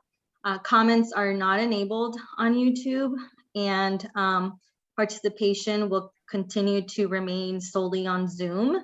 The communications committee at its last meeting voted to not recommend Facebook live streaming as an option, primarily because of the difficulties, the technical setup. So we just wanted to make this a very low impact access or feature rather. So the timeline for implementation will be, I think starting in April. We've done testing over the last several months, and we're ready to start streaming with the governing board meeting and then the rest of the committees, if you want to, starting in April. So I just wanted to review some of the benefits that we had previously discussed back in 2021 for streaming our meetings. We would definitely be able to increase transparency and accessibility, increase community engagement. There's less to manage, less people to manage in Zoom meetings because the public will be able to, if they want to join on Zoom, on YouTube. There's also free ADA features on YouTube. There's free captioning and transcription. And automatic archiving. What that means is that YouTube saves all the live streams as a separate video that we can later rename, timestamp, bookmark, and make available to the public. Right. And I'll just add that YouTube is optimized for viewing on any device, so that would be accessible without having to log in on Zoom. Just view the meeting on YouTube. So some of the considerations, definitely want to make sure that you're all aware we'll be streaming live, so want to make sure that there's continued decorum throughout our meetings. Although these meetings are definitely informal, we always just want to make sure that we bear in mind the conduct language and the facial expressions, and just be aware. And I wanted to just sort of bring this up. In Oakley, at the Oakley Union School Board District, there was some drama back in 2021, I think. It was where the president and 3 members of a school board in Northern California resigned after they were heard making comments about parents. And you can see some of the headlines. So, this is worst case scenario, but just wanted to bring this up to make sure that you're all aware that you will, anyone in the world can view you through a YouTube video. So just wanted to make sure to bring that up for consideration. and just maintaining decorum during live stream of our meetings. So one of the very critical aspects of implementing this is to make the public aware. So we've identified a couple of things that we plan to do when we do prepare to live stream our meetings. That includes, but it's not limited to, an e-blast, a website update, of course, social media announcements, having this language, of course, on our agenda, ensuring that it's very clear how it will be accessible to the public, and then also ensuring that our YouTube channel is set up properly so that members of the public can just just access our meeting. So all of those things will happen once we get direction from the governing board. I also wanted to show a little bit of a sample. I have done this before. Some of the sample language that I've used is here just for your consideration. This is some of the language that we want to use, making sure that they know that it's a view only live stream, that they can view it on YouTube, that they can access related materials for the agenda, that information is included on YouTube, right? So just wanted to share that. And lastly, the discussion items for tonight, really what I would like direction on from the governing board is what we want to do. Do we want to live stream our meetings for governing board only, for governing board and executive committee, or the governing board and all the committees that currently use Zoom, which we can do. All of these are low impact setup, so it's not necessarily complicated. But that is it for me. So stop sharing and happy to answer any questions you may have. So I have 3 raised hands, Michael, Teresa, and Dennis. But a quick question, Gabby, if we're back in person, are we able to have in effect a Zoom computer with us at that in-person meeting and then still live stream, or is it back to the old-fashioned use a camera? Sorry, I don't think So I in other understood. words, if we're meeting in person, we can't live stream from Zoom, but is this whole setup that you're working on, will it also be able to be connected to a digital camera that would be at the meeting, so that when we transition back to in-person, we can still live stream in the same YouTube channel with the same agenda language? Yes, we can. Okay. We can set it up that way. Okay, Michael. That was my question, Laura. Well, great minds think alike. Teresa. Thank you. I'm not sure I understood you correctly, because you said that we will be streaming using the current Zoom account. We cannot and we will not be using the president's personal Zoom to move forward with these Zoom meetings. So, I mean, these YouTube streaming meetings. So I just want to make sure we're clear on that. Yeah, thanks for that, Teresa. This can be set up in any Zoom account that is paid. I believe that the Zoom account for from Done for UNNC is also paid, and so we're able to set it up that way as well. But I think that's a really good point. You know, we're just providing or we're hoping for guidance on that here. Dennis, you're muted. Gabby, this seems actually, well, I love the workups you've done, but this seems important enough to add to the business card and the dot card to see us on YouTube at so-and-so. I mean, we have our website. Our website will have the YouTube channel embedded into it. So essentially what we're doing here is we're creating sort of 2 pathways to access our meetings, our website and the YouTube channel. So if you don't have a business card, but you want to tell them, you can view our meetings, you just give them the website, unnc.org, and we will be able to share our meetings on the website as well.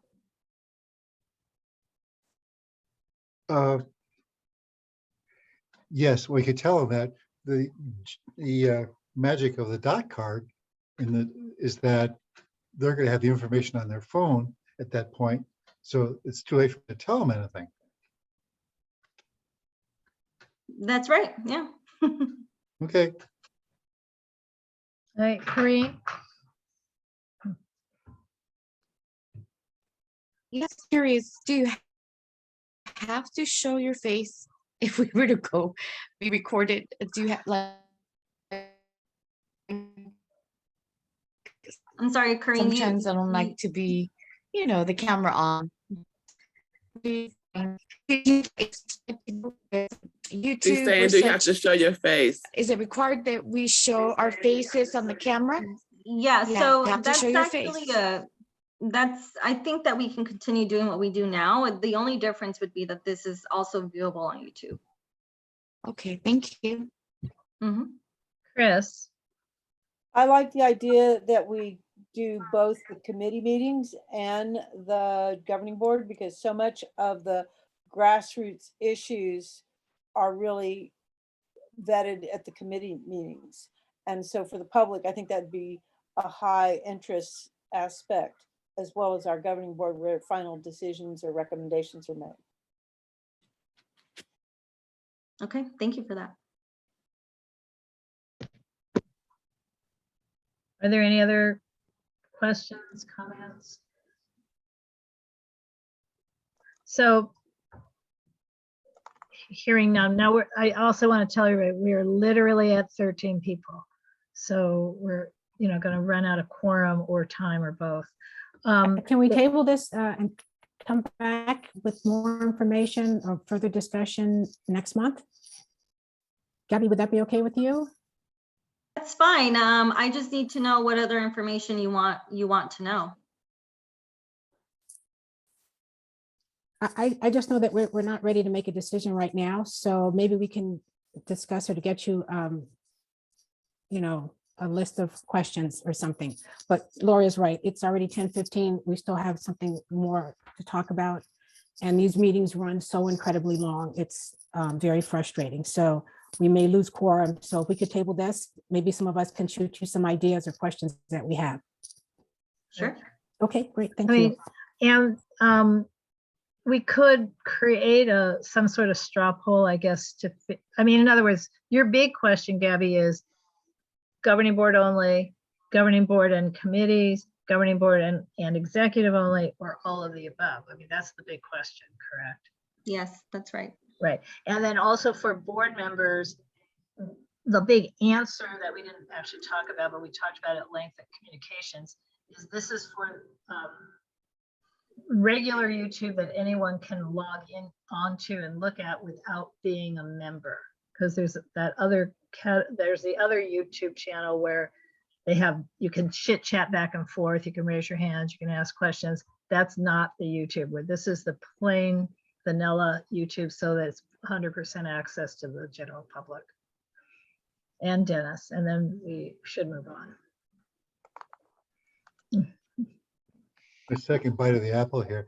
I love the idea of showing the committee meetings, but what are we going to do with the cameras for these things? A single monthly board meeting is one thing, but we probably have 10 committee meetings a month, maybe? Yeah, we definitely have almost 10 a month. If it's on Zoom, the camera's on the host's computer, right? Or the co-host computer. That's how it's, they'll see what we're seeing.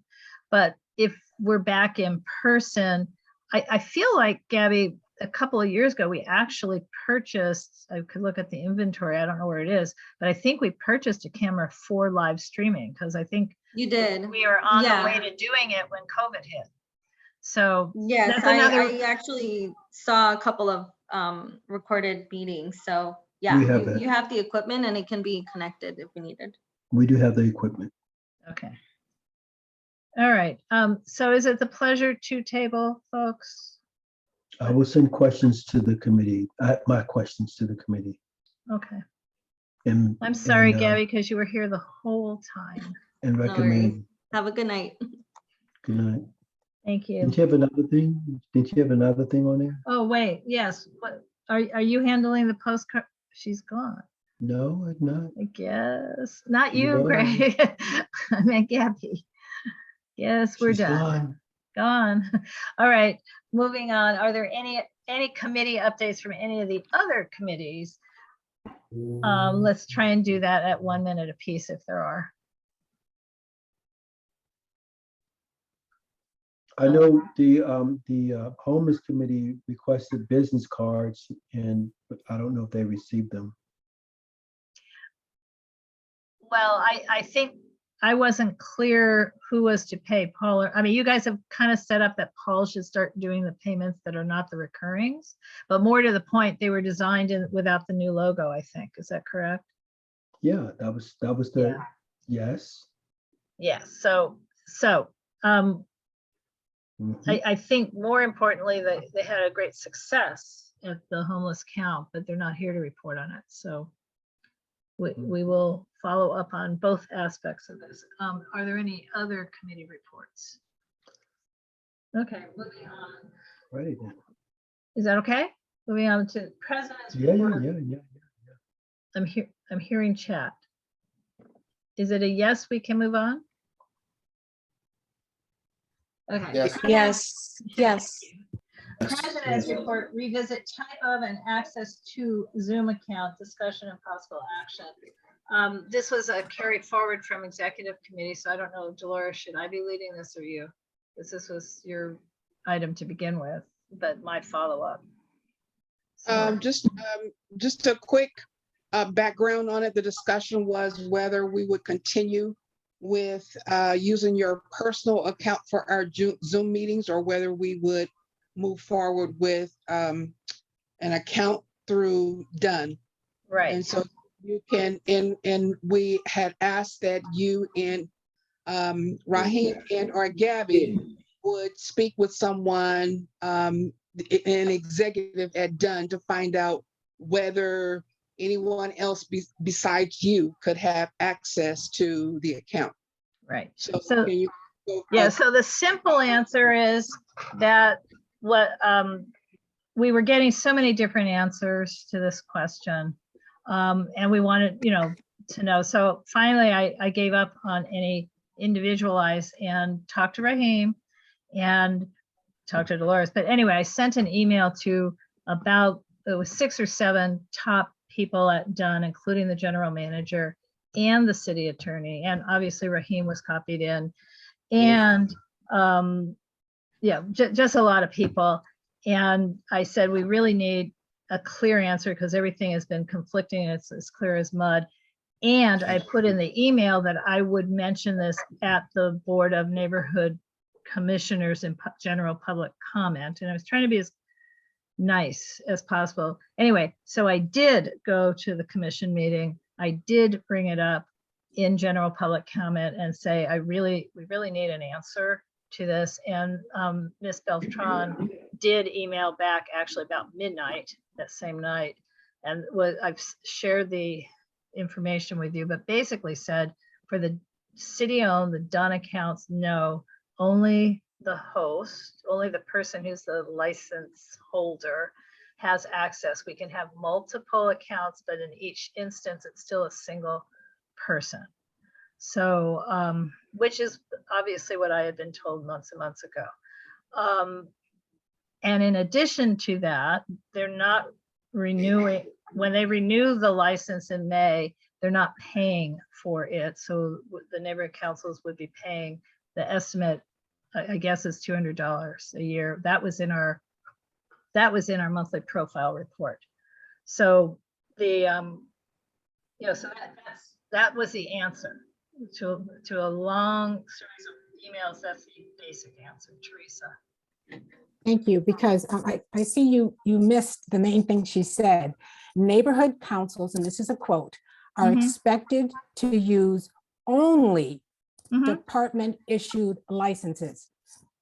neighborhood councils are expected to use only department issued licenses. That means not your personal license, Laura. So I would like to make a recommendation that we begin using, effective immediately, we begin using only the done issued license. I'd also like to include in that motion that we purchase 2 other licenses. So we have a total of 3 licenses, and that's how we go about managing our meetings.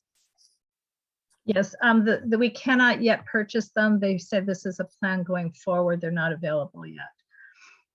But you can make the motion, but it may be next year's funds. 'Cause I'm when I say clear as mud, some of the clarity is not clarity. Well, this is clear. Neighborhood councils are expected to use only department issued licenses. Yes. That is very clear.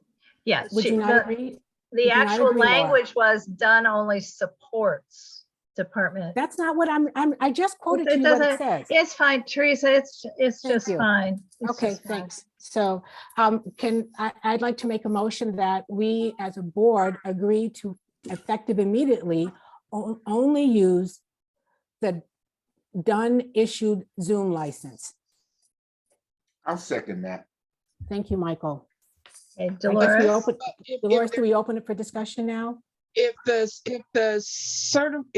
done licenses are not available, how can we take it? No, They we are have, available, Dolores. We have What? one right now. we have one right now. It does not allow the chat function the way we use it, but if that's okay with you guys, I can just start.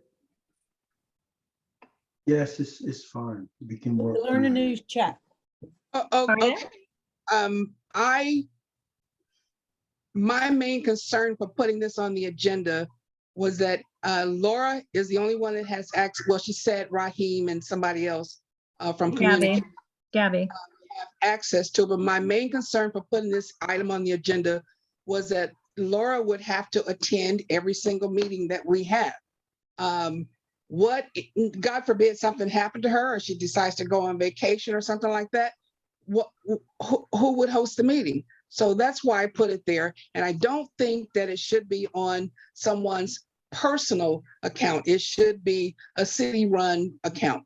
That's why I put it on there. Okay, Greg. So, Madam Vice President, the issues that you just brought up can be addressed with 2 issues. One, if we immediately switch to the city account, we're taking care of being in compliance with what the city requires us. So that's the one issue. The second issue of making sure that we have some depth, backup of a larger bench is addressed by the issue of Teresa suggesting that we purchase additional licenses so that we can, over the next month or so, develop our skill set, because we should practice using these things, because Ms. Beltran said that they're not paying for them next year, and we can pay for them out of this year's funds. We don't have to wait till next year. We can pay for them out of this year's funds so that we can, it's best to start practicing now so that in the new year, we can work out all the kinks of this. So 2 things. One, the motion to immediately use a city account. We can do that, vote on that. And then the issue of purchasing additional accounts is something that we should also consider. Okay, But it's 2 great. separate motions, 2 separate Well, motions. I think there's already a motion on the floor, although, and it was seconded. Yes, can we repeat what that motion is? We've lost quorum. What is our quorum? If 13, did somebody else 1, leave? 2, 3, 4, 5, 6, 7, 8, 9, 10, 11, 12. No quorum. Yeah, we no lost vote. quorum. Okay, We're I done. gotta go.